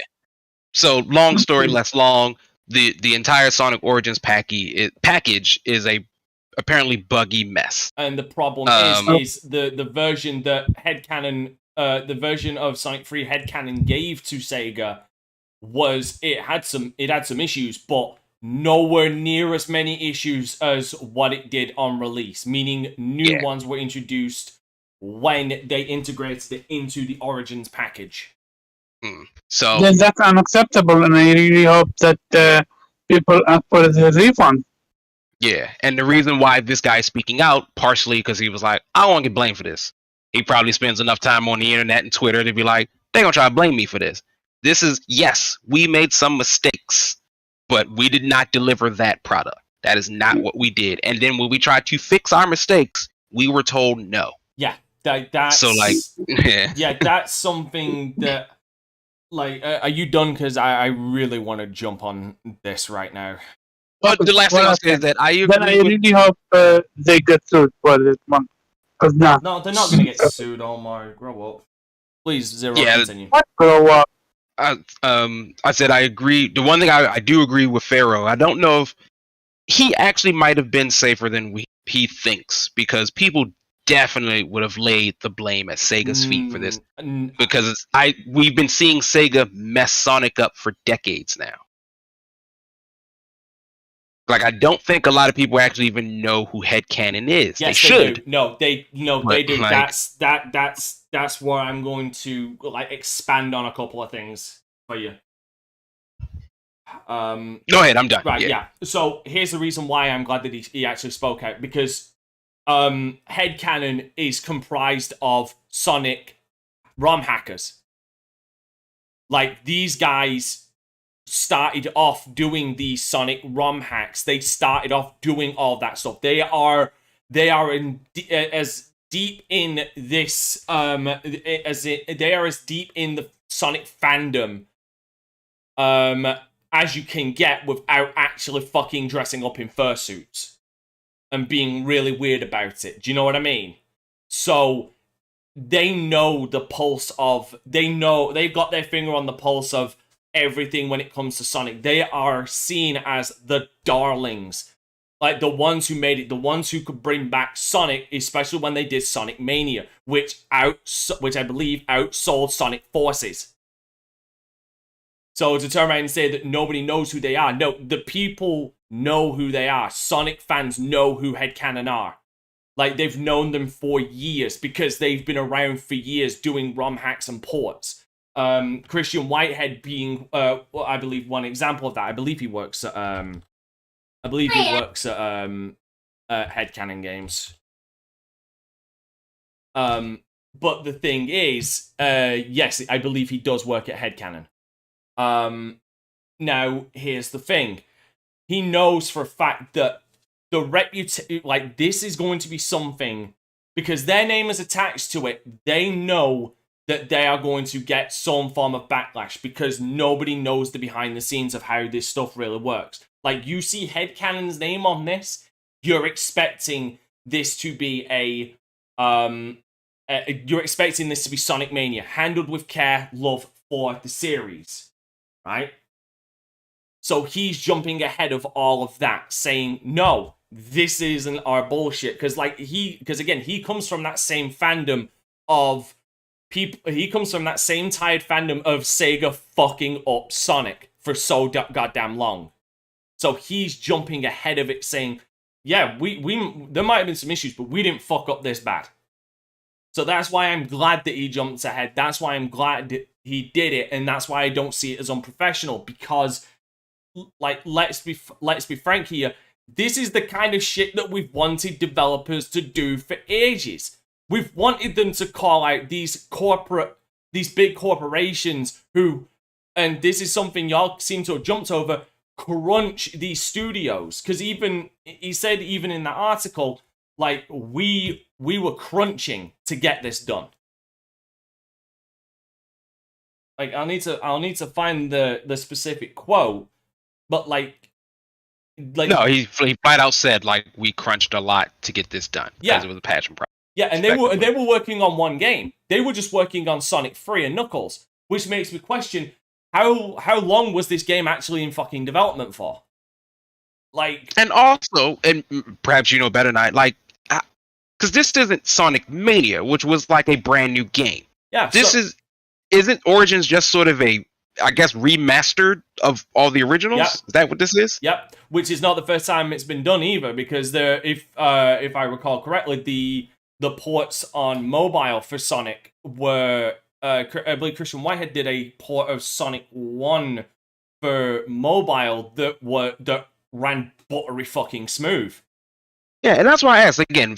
I'm ignorant to it, so I'm asking as a legitimate question. Like, how difficult was this with this? I'm assuming they had the support of Sega, or was this Sega like they just tossed them a bones, like, "Oh, do this thing"? This was probably very difficult because again, you've got to not only because you've got to trying to find the words when you're remastering this, and I'm guaranteeing that this is not in a 4:3 aspect ratio. This is a 16:9 aspect ratio up to 4K. So you've got to remaster it to the point where there's no pixel tear.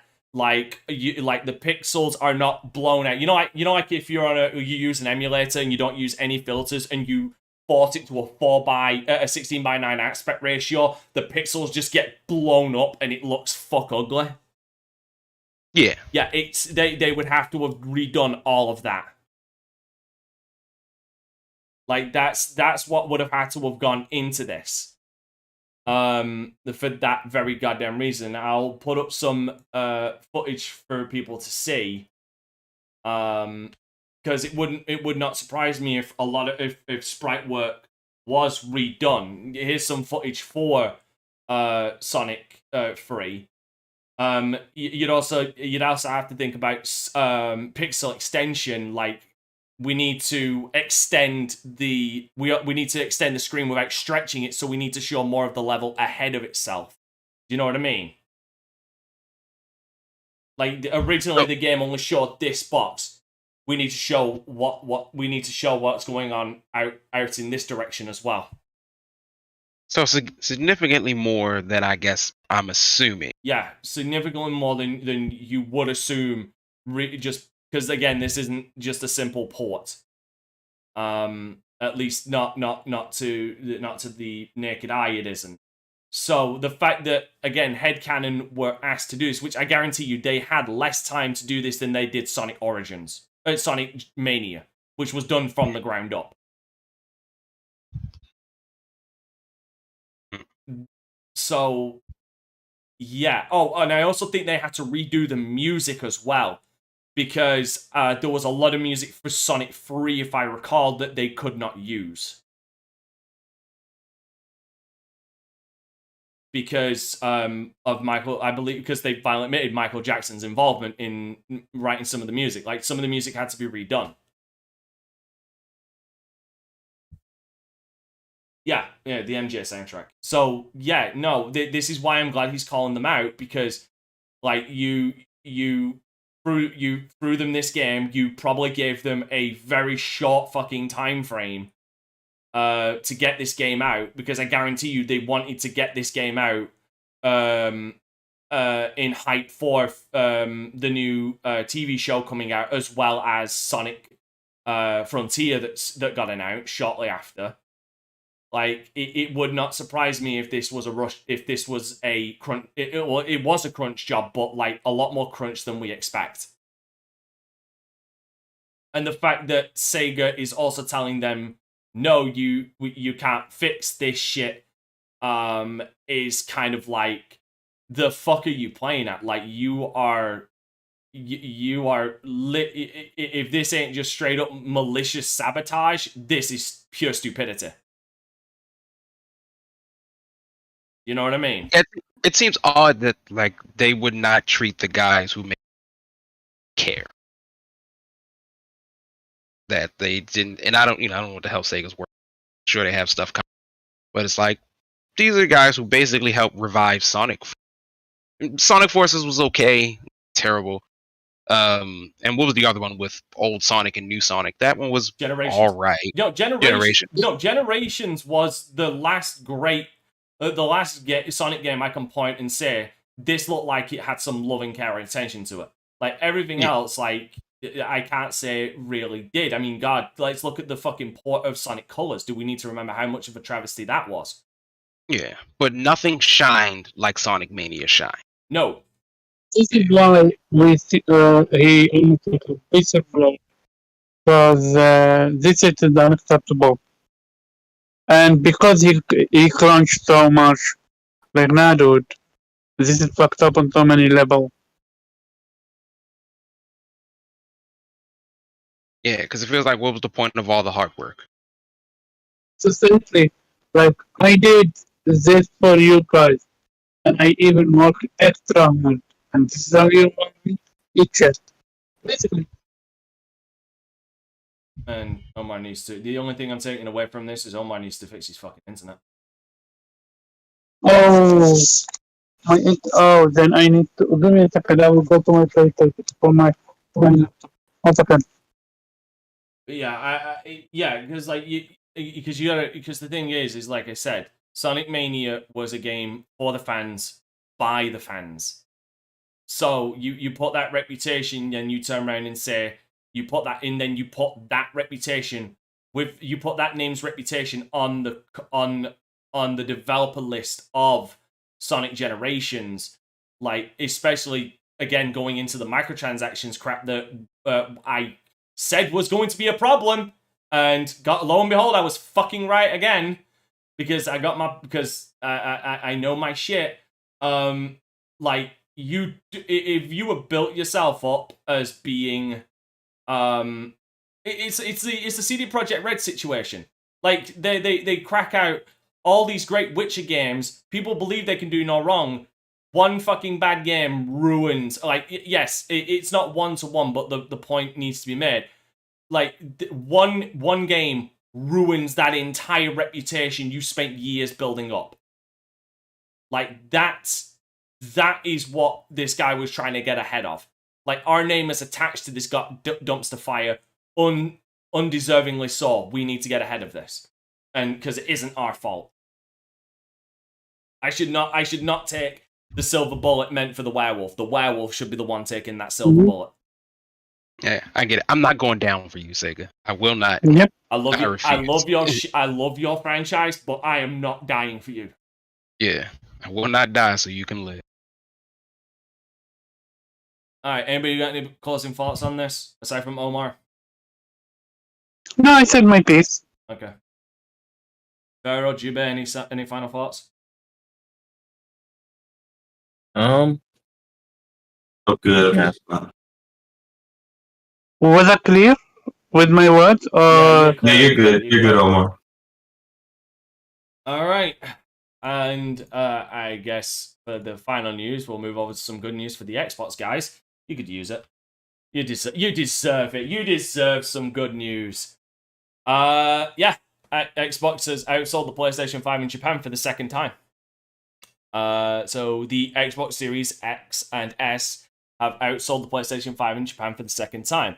As reported by Famitsu earlier this week, both new-gen Xbox consoles have outsold the PlayStation 5 for the week beginning June 13th, and the PlayStation 5 has sold a combined 3,035 units throughout Japan over the week, while the Xbox Series X sold 3,272 units, and the Xbox Series S sold a total of 3,423 units in the week. So that's that's double what PlayStation sold.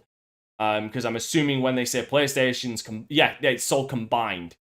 So like that's both versions of it, even though one is just missing a disc drive, which is stupid.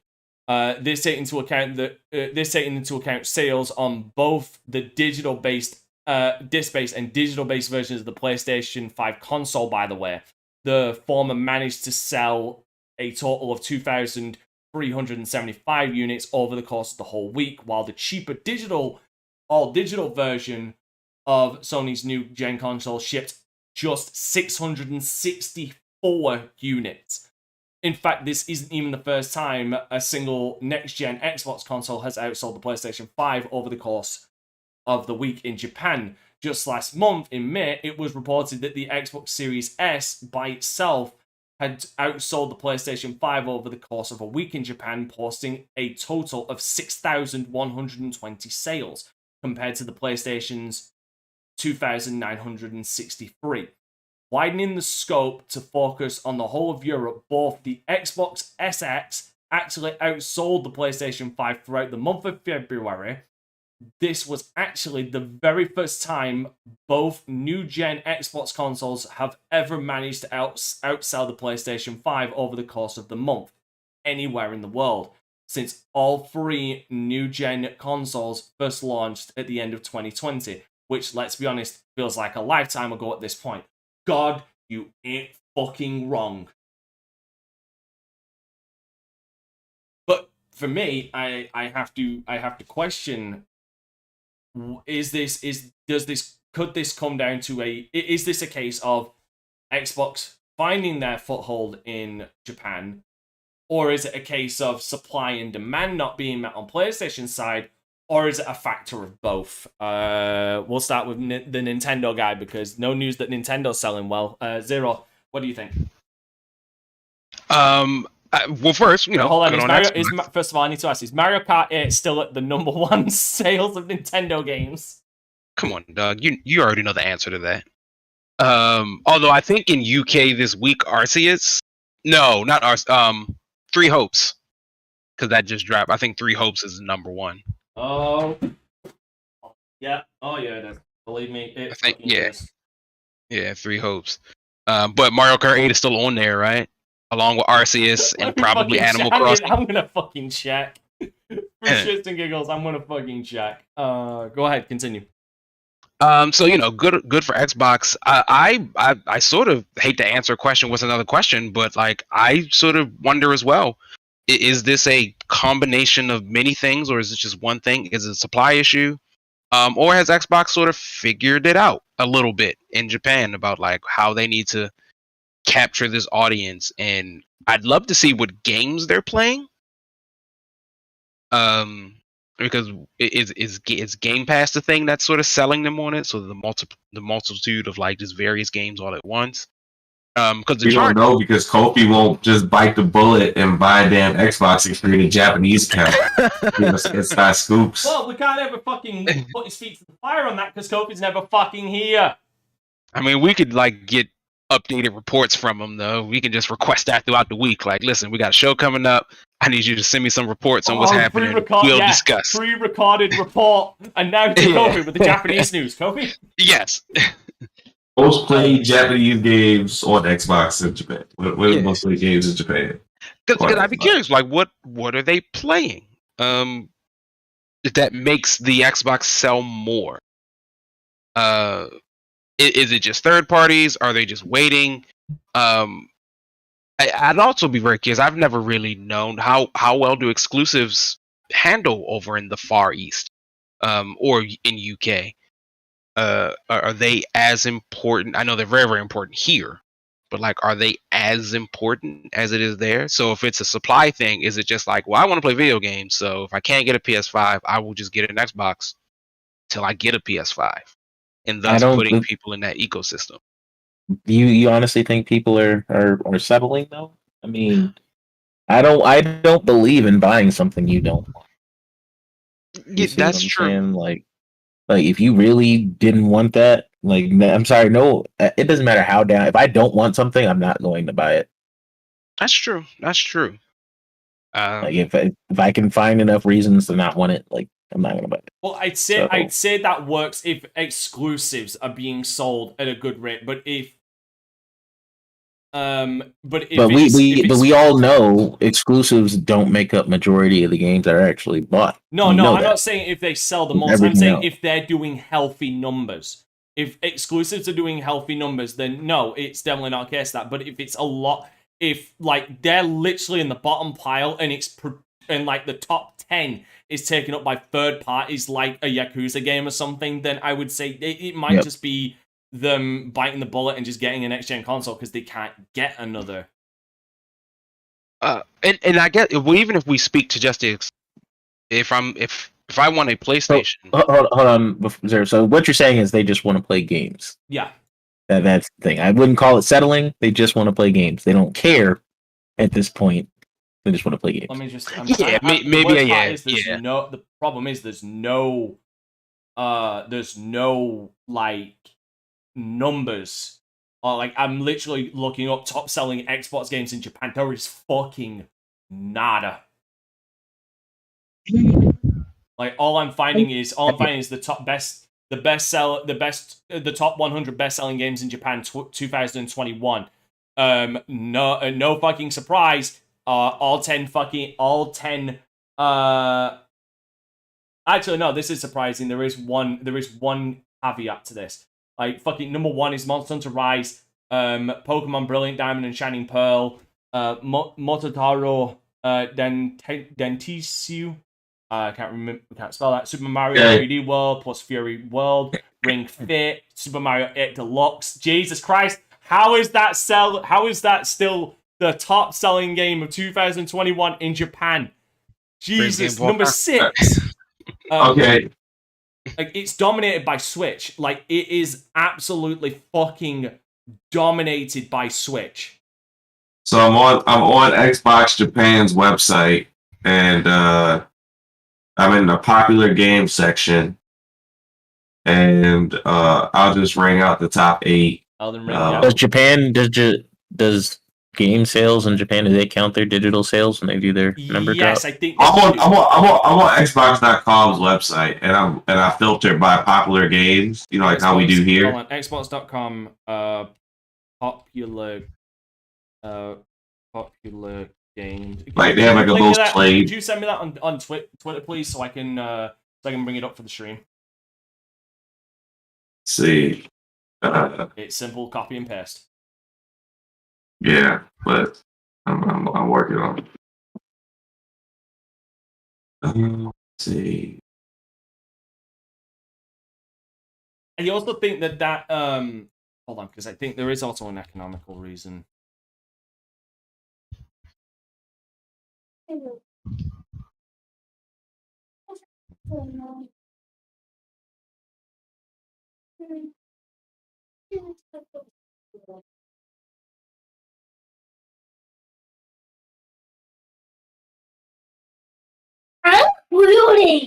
Oh, hello. Your kids have invaded. But like that's also something as well. Like the Japanese market is also just recovering from the pandemic. Like they've seen a growth accelerant of 2.5% just this year. And he's fucked again. But they can find one. His fucking voice is gone again. All right. Yeah, your mic's messed up again. Okay. Omar. Oh my. You don't. No, not no. Anymore. Okay, right. Yeah. So here we go. He's finally fucking loaded in. Popular game. Wait. So you say it's a popular games? Dante, can you hear me? No, dude. Your thing's messed up. So yeah, popular games. I'm on Japan side. Yeah, hold on. So let's bring this up. Yeah, so for me, I've got 3 games are at first. So I've got Fortnite here, Apex, Fall Guys, Dead by Daylight, Assassin's Creed Origins, Halo Infinite. So Halo Infinite made it up there. Fallout 76, Elden Ring, Yakuza Like a Dragon, Fallout 4, Skyrim, 2K22, The Division 2. Why are you so weird, Japan? Why must you be weird? Destiny 2, Ark Survival, Dragon Quest 11, Minecraft, World of Tanks, Stranger in Paradise, Teenage Mutant Ninja Turtles, Sniper Elite 5, Gears 5, FIFA 22, Battlefield, World of Warships, Scarlet Nexus, Warframe, FIFA 22, Dragon Dogma Dark Arise. Wait, FIFA 22 twice? Yes, Japanese audience is playing Dragon Dogma. No, you said FIFA 22 twice, that's why. FIFA 22, yes, they are. The Xbox One and the Series SX version. That's right. Oh, okay. Cyberpunk 2077, PUBG, Outriders, Assassin's Creed Valhalla, eFootball, Lost Judgment, Mass Effect, Yu-Gi-Oh, and Last Stop. So I look at this, and for me, this says, like, yes, you've got, how many is that? Like 2 exclusives? Like, you've got 2 exclusives in here that seem to be popular, but, like, it is absolutely swamped by third party.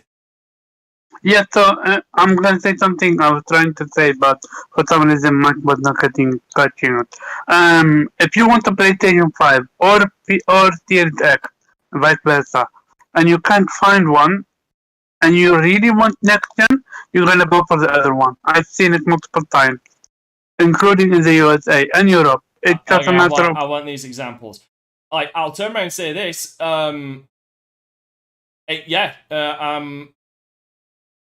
Yeah, it seems like. Give me a sec.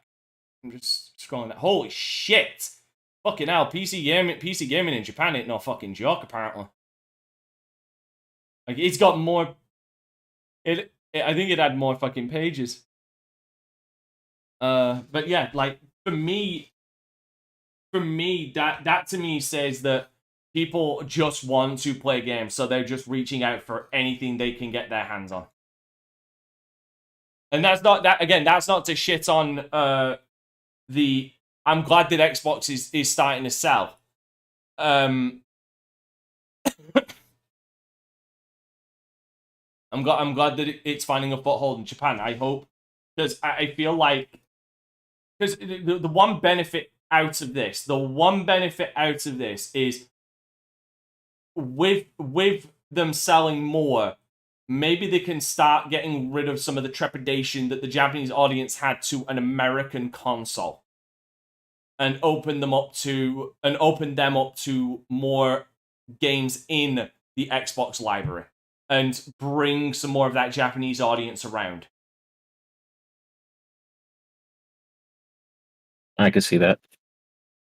Like, yeah, like somebody could turn around and say, oh, but they're only selling because there is no PlayStation 5s. Well, the long term, that's looking more dire for PlayStation, because you're gonna have these you're gonna have this new audience in Japan getting an Xbox because they've got no other choice, but they're gonna see all of these games that they can play, and they're gonna be like, this is what I've been missing out on? Shit! And what's this? What, this Game Pass? This has got near enough every single fucking game, and it's that cheap. I can play it on my phone? Yeah, and I can play it on my phone, which we Japanese are really big on mobile devices. I'll fucking do that. Like, this could potentially backfire on PlayStation on winning Xbox a bigger foothold in Japan. I disagree with that for one simple reason. You can buy both consoles, and especially with PlayStation, there are games that you can only get on PlayStation if you want them. That's only going to last for so much longer if Xbox continues to expand their foothold in that region. Those games are going to start to move over to other platforms if other platforms are selling. No, you're making an assumption. No, I'm not making an assumption. That's not an assumption at all. That is a fact.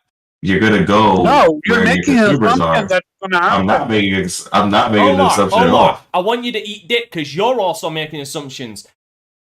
As of the 10th of June, which pretty much coincides with these sales numbers we've seen. But the core difference between this and previous iterations of the agreement has been the PlayStation 5 itself. In Japan, Sony's home turf, its games machines have been very difficult to buy from mainstream retailers. Normally, there's an initial post-launch stampede and ensuing shortages that all form parts of the hype and fun. Within a year, though, the casual buyer can generally find one without too bruising a quest. Not so with this iteration of the PlayStation. Like, it is still incredibly difficult to find a PlayStation in Japan, which just contradicts what you stated. I'm fully So why did you just literally just said you could find PlayStation and Xboxes in Japan easily? You literally just said that. No, I never once said that. Hold up. I never once said that. No, I absolutely never once said that. No, I said if you want to go with the PlayStation, that you're gonna go and buy a PlayStation then later after you already bought a Series X. I didn't say it's easy to find one. Platform. Not. I selling. literally just discussed with And you now how Yeah, it's possible. So no, I'm not hold making an on, assumption. hold on. That's not an assumption at all. Go ahead, do That is so. I'm not making Hold an on, as of the 10th of June, assumption. Probably gonna I can play it. It's that when yeah. I can see that. Dire for I mean, either way. complain, they're gonna be like, Yeah. what's All this? I'm What's saying Game is Pass? that This if got Microsoft near enough is every able to single attain a fucking certain game. level of market share, they And will it's not that be able to cheap. be ignored. And I'm I gonna can play on my phone. They were typically Yeah, and I ignored. can And play it that's on not my an phone, assumption. which That's a fact. we Japanese are Because the really more this market share you have, the more consumers you have control over, which means I that disagree a with that developer for would one have no simple choice reason. but to place their game on I that platform. disagree That's not with me that making an for one assumption. simple It's reason. just I thought business. you can buy both consoles, and especially with PlayStation anymore. There are games that you can What does only this buy have to do both. about who cares about I console sales? disagree. Like, Wait, you're let's trying be to talking change about what console sales, though. you're changing the topic. So hold on. This has nothing to do. So I've rolled the footage back. When we were talking about, you know, the when we were talking about people buying in Japan, these consoles in Japan, Omar's exact words were he disagrees because you can buy both a PlayStation and Xbox. Yes, Yeah. I said yes, but I didn't say it's easy to find.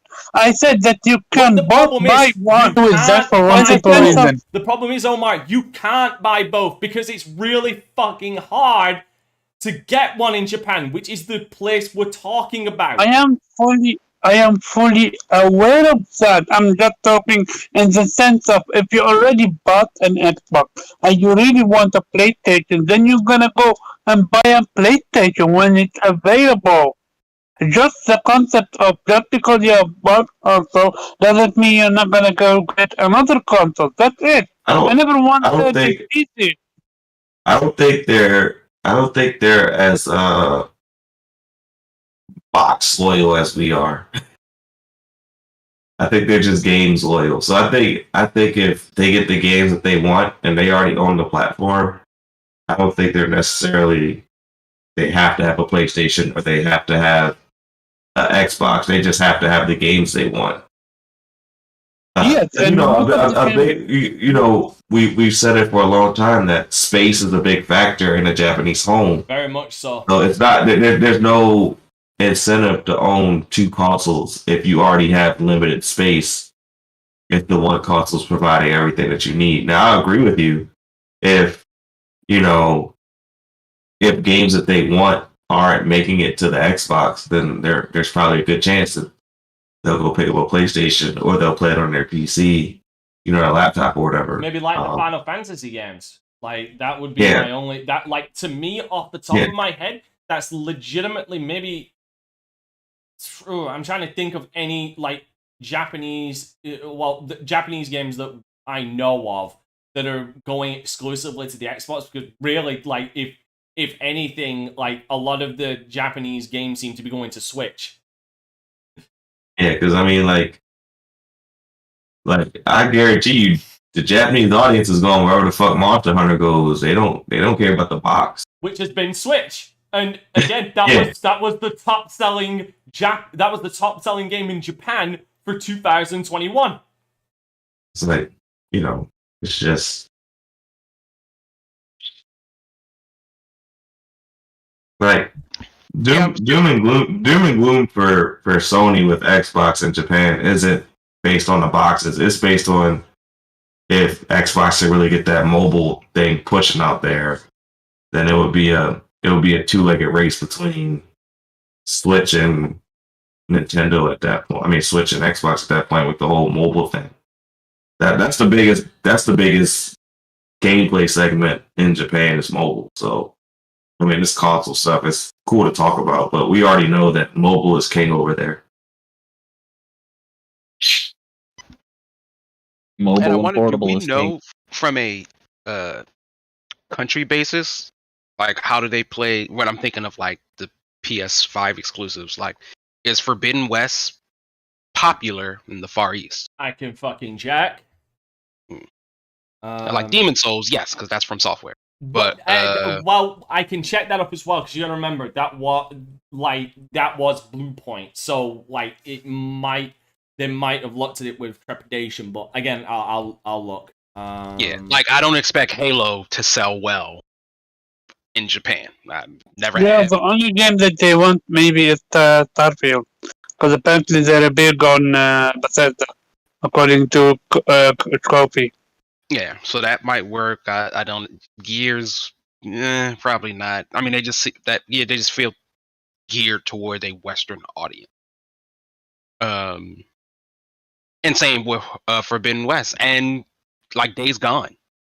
You know, it is very kind of strongly grounded in the Midwest of America. Or where is he? Seattle, whatever. So in Japan, in the first week, Forbidden West sold under 50,000 copies. So Japan is not the market for it of PlayStation's key first-party title. No, that's why they moved everything over to California. Yeah. I mean, God, even I believe because I can't find because they're not showing fucking lifetime sales, but I doubt it cracked 100,000. Which Shin Megami Tensei 5 outsold it. Because Shin Megami Tensei 5 only sold 192,718 copies. Which that's where I was thinking about earlier, where Jubei is right. It's not necessarily settling, but it's like if exclusives don't really matter that, or like certain types of exclusives don't really matter that much over there, then it just becomes what system can I get? You got your diehards who like or really into what ray tracing does and whatever, but like if it's just I just want to play my games, then that's just it. If I'm not interested in Horizon, I imagine Last of Us probably also didn't, and probably sold better than Horizon. But like again, very steep in its own American culture, which might not be a thing. It might be fun to look at, but in the same way, like we look at very Japanese off. Sony's first-party games do not appeal to Japanese audience. Here's the thing. Yeah, what was that, Pharaoh? Because this might lead into my point. Yeah, I'm saying Sony's first-party titles don't typically appeal to Japanese audiences. They're not the intended audience. And he's not wrong, because here's the thing. And there's no way Omar can spin this. Top 100 selling games of 2021 for Japan, Sony didn't sniff the top 10. Like, it was Switch all the way down until... I was about to say, how's it not all Switch? Until... They didn't sniff any number until 22, and that wasn't even an exclusive. That's no longer an exclusive because it's Tales of Arise, which you can get on Xbox now. Then number 23 was Resident Evil Village. That was it does say these sold on PlayStation 4, but it leads to my point of if there's a groundswell of people in Japan buying Xboxes, and then realizing that they missed out on a whole back catalogue, and then they realize the games that they play, like Tales of Arise, like Resident Evil, are also on this console, they might not buy a PlayStation because, again, if I keep going down, because, again, Omar, numbers don't lie, like, the next PlayStation game was Nier Replicant, not an exclusive. Lost Judgment, not an exclusive. The other one is, I think, hold on, Demon Slayer Chronicles. That's not exclusive, is it? Does Elden Ring fall? Where does Elden Ring fall on that list? Oh no, you're doing 2021 because that's the one I could have like the most. That's the one where we can get actual numbers from. 2021 hasn't come out. Like again, then it just continues with Switch, which again goes more towards like their love of mobile games, because you can play it on the go, you can play it at work, on the train, if you're not packed like sardines. Like then the Samurai Warrior 5, like at number 51. Like all of this is dominated by Switch. Yeah, so in fact, I gotta like read. What do they play? Like I can tell you this: they're not playing PlayStation exclusives. Like there might be like a Japanese PlayStation 4 exclusive, like only in Japan kind of thing, which makes sense. But Samurai Warrior 5, I think that's a multi-plat, isn't it? Yeah, I think that we associate the games that come out of Japan that are exclusive on PlayStation are the games that Japanese people are playing. Like, no, they're the games that we're playing. Like, Yeah, they like play their own set of games. Yeah, I don't want to be like weirdly like ignorant about it, but like a lot of arguably some of the greatest first party games from PlayStation in the last couple years have been very focused around the West. Can I really hammer this point home? Can I just take a moment, just an absolute fucking moment to hammer this point home? Do you want to know what number 100 is? Ghost of Tsushima, maybe? No. The only PlayStation exclusive I've seen on this list. Demon Souls. No. Final Afterbirth. Fantasy VII Remake Intergrade. Number 100 with only 34,000 sold. Yeah, so I mean, like I said, well, the things that come out of Japan that we love are not exactly necessarily what they're playing.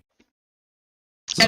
And that's true because famously things like Castlevania sold much better here than it did in its home country. Yep. Yeah. We loved that joint. They were like, it's fine, I guess. But I think we just get a big. I think we have I think we create our own misrepresentation of what's actually taking place over there because we're not actually over there or interacting with people from over there. We just love the games that come out from over there. So yourself, motherfucker. I don't assume anything. I look at the facts. I'm saying we as like a broad audience of gamers. Like we just assume as a broad audience of gamers that hey, these great games that come out of Japan, they must love those games over there. They're getting them first and everything. And meanwhile, buying them, and then we get them and we eat them up.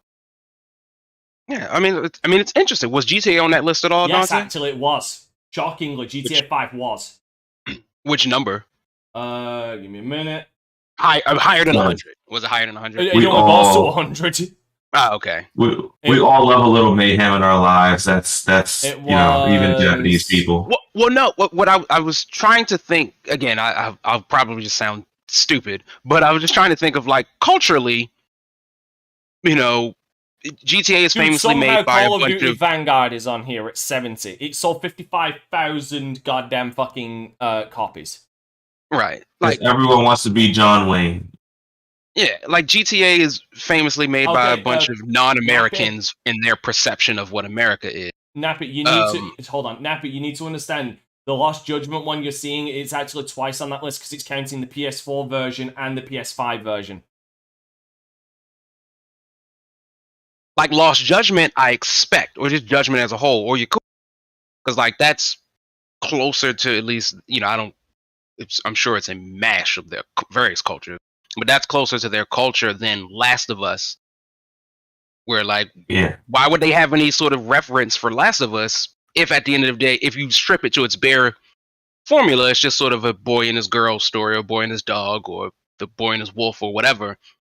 Whereas like traveling through the Pacific Northwest doesn't always ring interesting, particularly because Pacific Northwest is not some huge tourist attraction.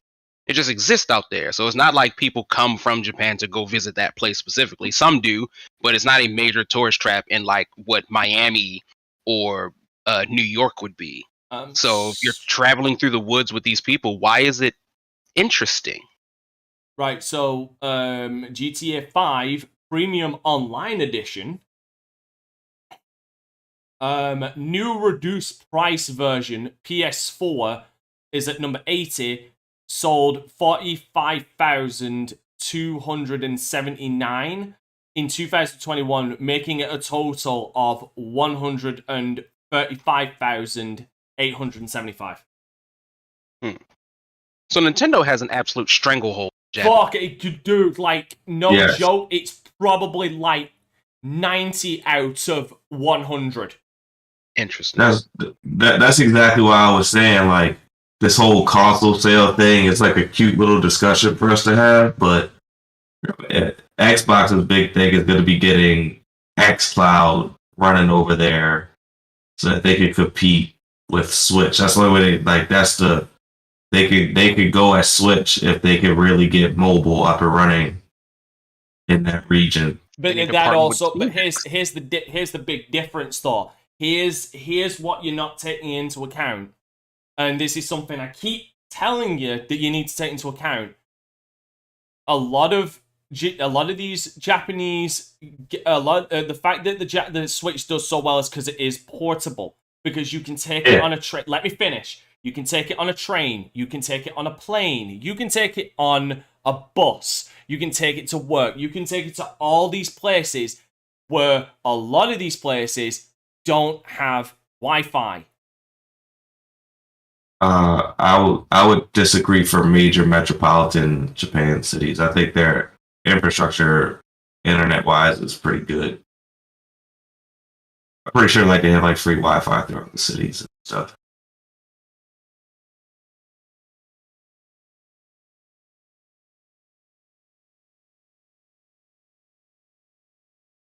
Which, I mean, that would make sense. Just how they operate. But the portability... Yeah, they really love portable over there. Yeah, I mean, if Xbox can get that Game Pass on them Steam Decks, start partnering up with Valve, pushing them joints out to the east. Well, so the rumor is that Xbox is working on its own portable powered by the cloud. I mean, now granted, everyone has come for the king and failed miserably, so they too will come and fall. But at least you try. Thanks to efforts by businesses and government, public Wi-Fi networks are free to use by foreign tourists. Have become quite numerous. Tourists will encounter these networks at international airports, major railway stations, including all Yamanote line stations and many Shin stations. Inside by increasing numbers of trains, buses, selected cafes, fast food and convenience stores, and many tourist information offices. The smartphone app unifies. Yeah, it doesn't look like it's as widespread, as you think, and you've also got to take into account the amount of people that would be trying to hog up that internet. Well, I think particularly for us, it's just probably better than what we have. Oh yeah, it's better than what you have, but to dethrone, in my opinion, to dethrone the Nintendo Switch as far as what people will most likely be taking around for portability entertainment, you're on crack. Yeah, we're not talking about dethroning Switch. We're talking about competing. Yeah, there's no way it would because of that. No, there's a way because they offer a different segment of games than the Switch is able to provide. So just having that ability, having the ability mobile is different from reliability. A tired ass dude who's working a 9 to 5 who. And that's why I said they have to get it up and running to that point. As I said, once they get it up and running, then they can compete. I didn't say it. But here's the problem. That's completely out of Microsoft's hands because then that would require Japan's internet to be literally goddamn everywhere, legitimately everywhere. Your internet connection will not disconnect from your house data plans. I mean, Elon is trying to put Starlink everywhere. That's so literally the only way I feel like it would work. In how Pharaoh is imagining it would work, that's the only way I feel like it could work. Is if Starlink. I mean, I use xCloud, and it's it doesn't have to be this perfect thing. There's a way for it to be used. No one's saying that it becomes your primary gaming platform. The Switch can still be your primary gaming platform, but it doesn't mean that you can't also dabble in xCloud. But again, it would be aiming to. But I guess if we're talking about the Japanese market, a market where the normal person who's probably playing a Switch is playing it on his train ride to work, and that's probably the only time he can, or on his break at work.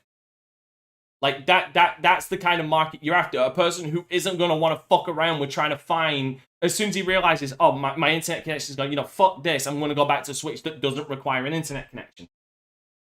It's about convenience for a person whose life is already going 100 miles a minute. That's why I think Xbox would be better suited slapping that Game Pass on something. Hell, if they managed to get it on the Switch, that's a done deal. But even still, it would still require internet. No matter what device you slap it on. No matter what device you slap on, you're gonna need internet. Phil Spencer wanted to do it. Nintendo said no. PlayStation said no. Oh yeah, I don't doubt it. Because it's just figuring out a way. Because like, if you can figure out a way for, and I'm thinking specifically Game Pass to be your secondary. The moment that Xbox created the option to use Game Pass through the browser, PlayStation and Nintendo took away their browser apps. Yeah, well, did Switch ever have a browser? Maybe. Yes, Switch did have a browser. It probably did. Why would I ever use it? But yeah, I mean, I get it. Smart play. Like, no. Let's not do that. Plus, if you're going, I can host you on my device. It's going to cost you a little bit of money. That's all. If you can get a reliable server connection and you could play decently, some games that you've been itching to play, but you don't want to buy a console because you don't have space in your house, there's definitely a place for it. I think a good space is figuring out how to work with Valve in a good way. Because we have to see how those Steam Decks sell over there.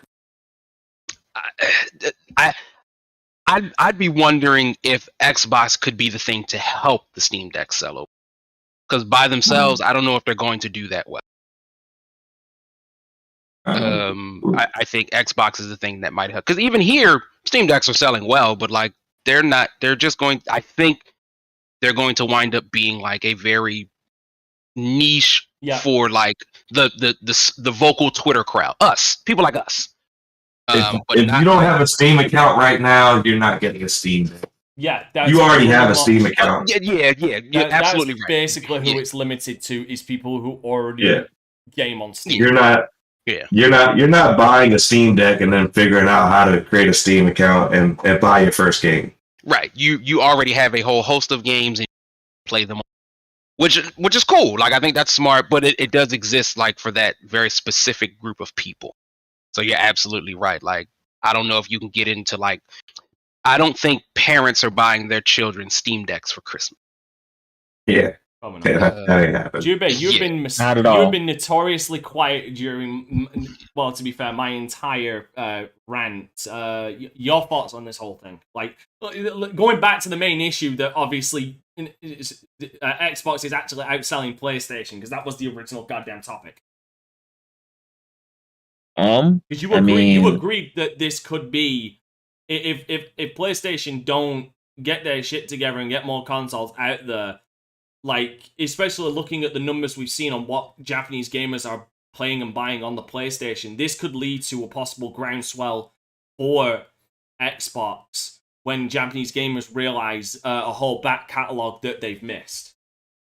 Yes, I can agree with that. Absolutely. Yeah. I mean, I think it's a good thing. I don't know how you sell 20 million consoles, in 2 years, and you say it's a chip shortage. Like, that's crazy. Maybe your expectations were too fucking high. And then why only allocate like 2,000 to Japan? Like, that was just dumb for like at least that week. It's just a lot of these numbers don't make sense to me, so I don't really read too much into them, just because I'm like, why? I mean, prioritize your biggest markets. If Japan's not your biggest market, then just come out and say that and stop pretending. Even though that's home turf, it should should be one of their. It's not home turf for gaming anymore. It's home turf for Sony as a corporation, but their home turf is the United States. It's the home turf of mobile gaming, like in the literal sense that you can And pick up and take it. And they're not really in that mobile gaming space. No, Nintendo kicked them out of it twice. That's going to make the Activision deal that much more ridiculous. Because at that point, only Sony will be left out of the mobile sphere. No, Sony's getting into mobile. It's just, they're working their way in. They won't be out for long. They're working on it. PS Vita 2?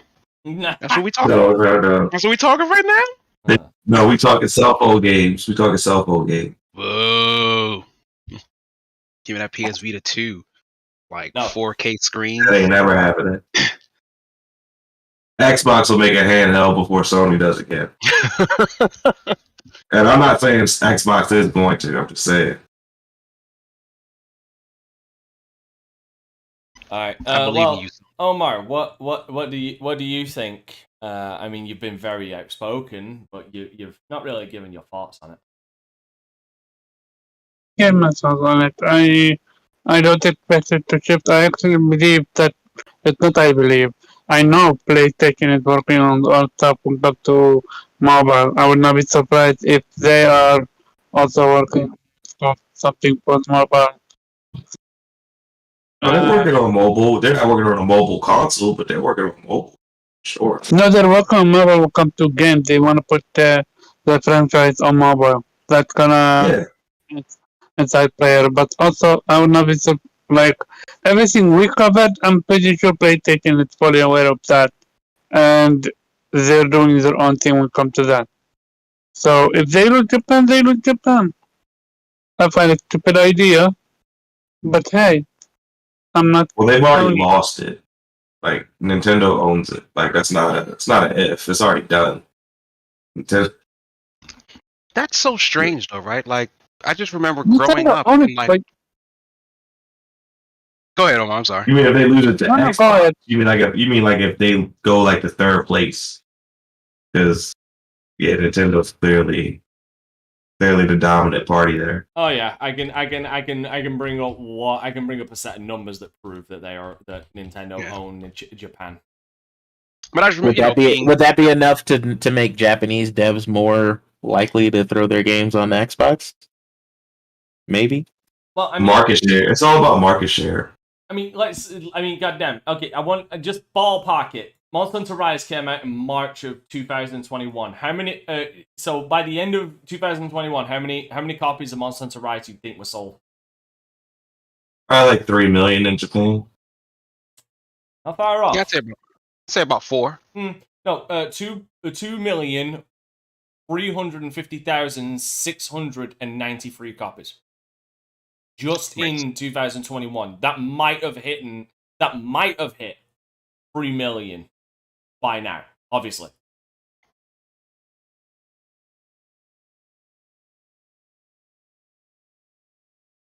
Yeah, and that's pretty good. Like, considering that, like, I mean, Monster Hunter World like blows it out of the water, but considering the like general popularity and like Monster Hunter still is like, it's kind of a niche product. Like, no, no. I greatly disagree. If you can hit 5 million sales on one console worldwide, you're no longer niche, in my opinion.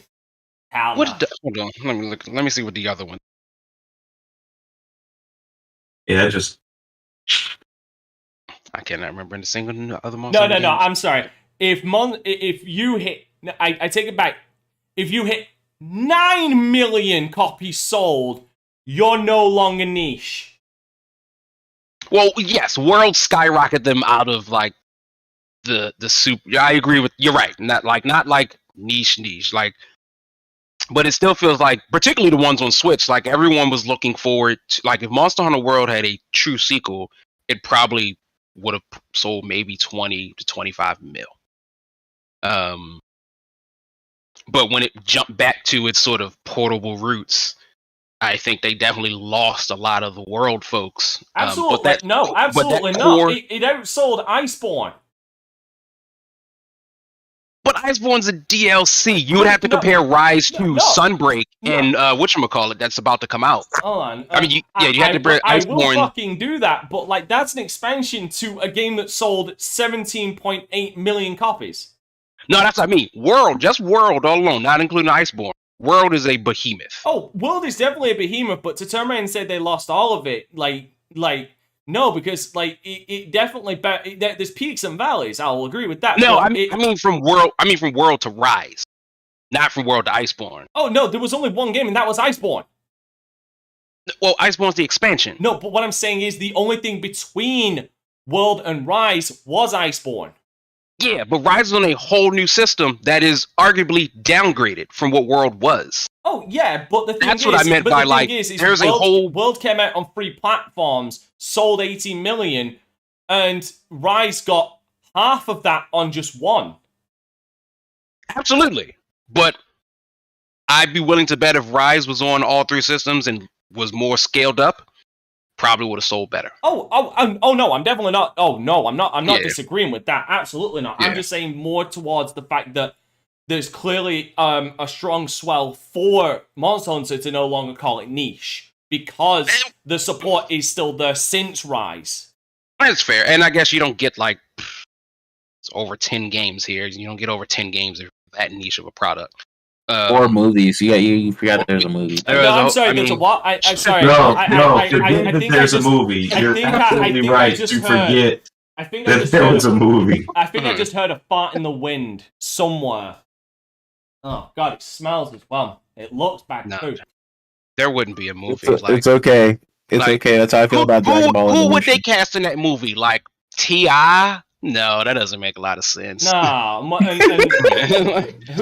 else? Like the wife of the director? No one's got that amount of nepotism. No, she does the Resident Evil movies. What else would she be doing other than Resident Evil? Like, doesn't make a lot of Well, it doesn't make sense to kick off any action series without, Tyrese. You gotta throw him in there. Well, no. Morbius broke that curse. Morbius broke. If he was Tyrese and then Morbius. I mean, but like Morbius sucked. I actually like Morbius, but okay. Yeah. I can't stand by these days. Can't stand by Morbin time. Transformers kicked off with Tyrese. Yes, and that kept going. Fast and Furious didn't kick off with Tyrese, but it got him in the second movie. So, like getting back to it, it's good to see that Xbox is selling in Japan. Hopefully, this is the beginning of a groundswell. I don't believe it's the beginning of a goddamn tsunami. That is a bad. I apologize. That was a poor choice of words given Japan's history. Shit. I'm just happy to see Xbox in that market. Yeah. Step out, man. Do something with yourself. I'm also glad to see Omar flustered because he's really got nothing to say about it. All right, and with nothing to say, that brings us to. I did what I said. Move on. He said what he said. Which was a whole lot of nothing, though. Okay. So let's get to our outros. Farrell, where can people find you? You can find me on Twitter at Pharaoh Bizarre, and anywhere you like to watch streamers at The Land of Pharaoh. Coolio. Omar, where can people find you? People can find me in Caravan Discord Job on Twitter and Anime Squad and Game Player every Friday and Saturday at 5 p.m. respectively. Alright. It's at the time. Jubei, where can people find you? Yep, you can find me at Jubei X Sensei on gaming platforms, Jubei Sensei everywhere else except Twitter. Yeah, I'm incognito on there, John Lane for sure. I want to repeat that because it was so funny, but I can't. I'm using my club name. I'm using my club name on Twitter now. So.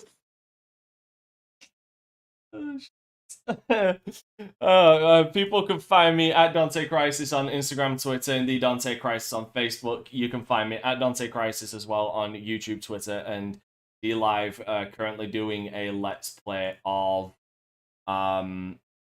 Mercenaries, Playground Destruction, and Batman Origins, and currently doing live streams of Star Fox on the Super Nintendo, Knights of the Old Republic, and Gears 5 on insane mode, and it is going to drive me insane. Yeah. Zero, where can people find you? But more importantly, my man, where can people find us? Well, guys, it has always been a pleasure. Please find. You cut off then. What? Oh, I'm sorry. I said please find me 0.exe pretty much everywhere. Thanks to Jubei, I will be reading My Hero Academia, so we can discuss on Anime Squad. But more importantly, besides where you find me, you can find us pretty much everywhere you listen to any of your favorite podcasts, Apple Podcasts, Google Music, Podbean, Fireside, all of the ones will be there. Just check us out, give us a like, comment, and subscribe. And we always appreciate you. You are our absolutely wonderful fans and groups, and so we can't do this without you. So we appreciate you, ladies. I see you out there. Your butt is looking amazing. Fellas, looking kind of swole, dog. The traps, I see you. I like that. Keep up the good work. But as always, we appreciate you. But even though we are here, please support us individually. Pharaoh Bizarre, Land of Pharaoh, Jubei X Sensei. Oh no, he's not that anymore. So I will not bring back the hoochie. I will leave that to die on the streets. Please, but you can still find us all at Anime Squad on Fridays at 5 p.m. with Omar, or just check out Omar Saturdays, a Game Slayer podcast. Please, oh please, absolutely go check out Dante's streams.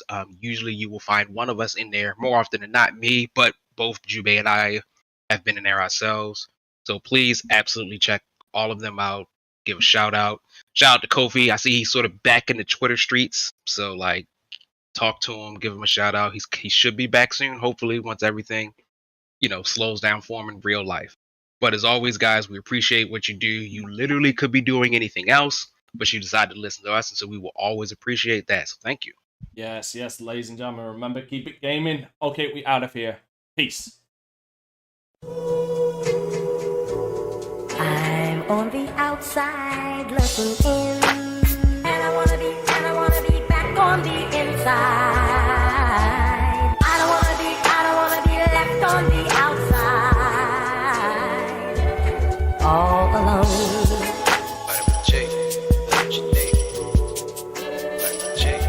All alone.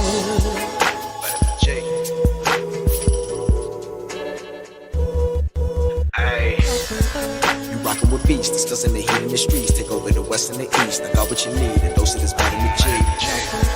You rockin' with beats, discussing the heat in the streets. Take over the west and the east. I got what you need, a dose of this vitamin G.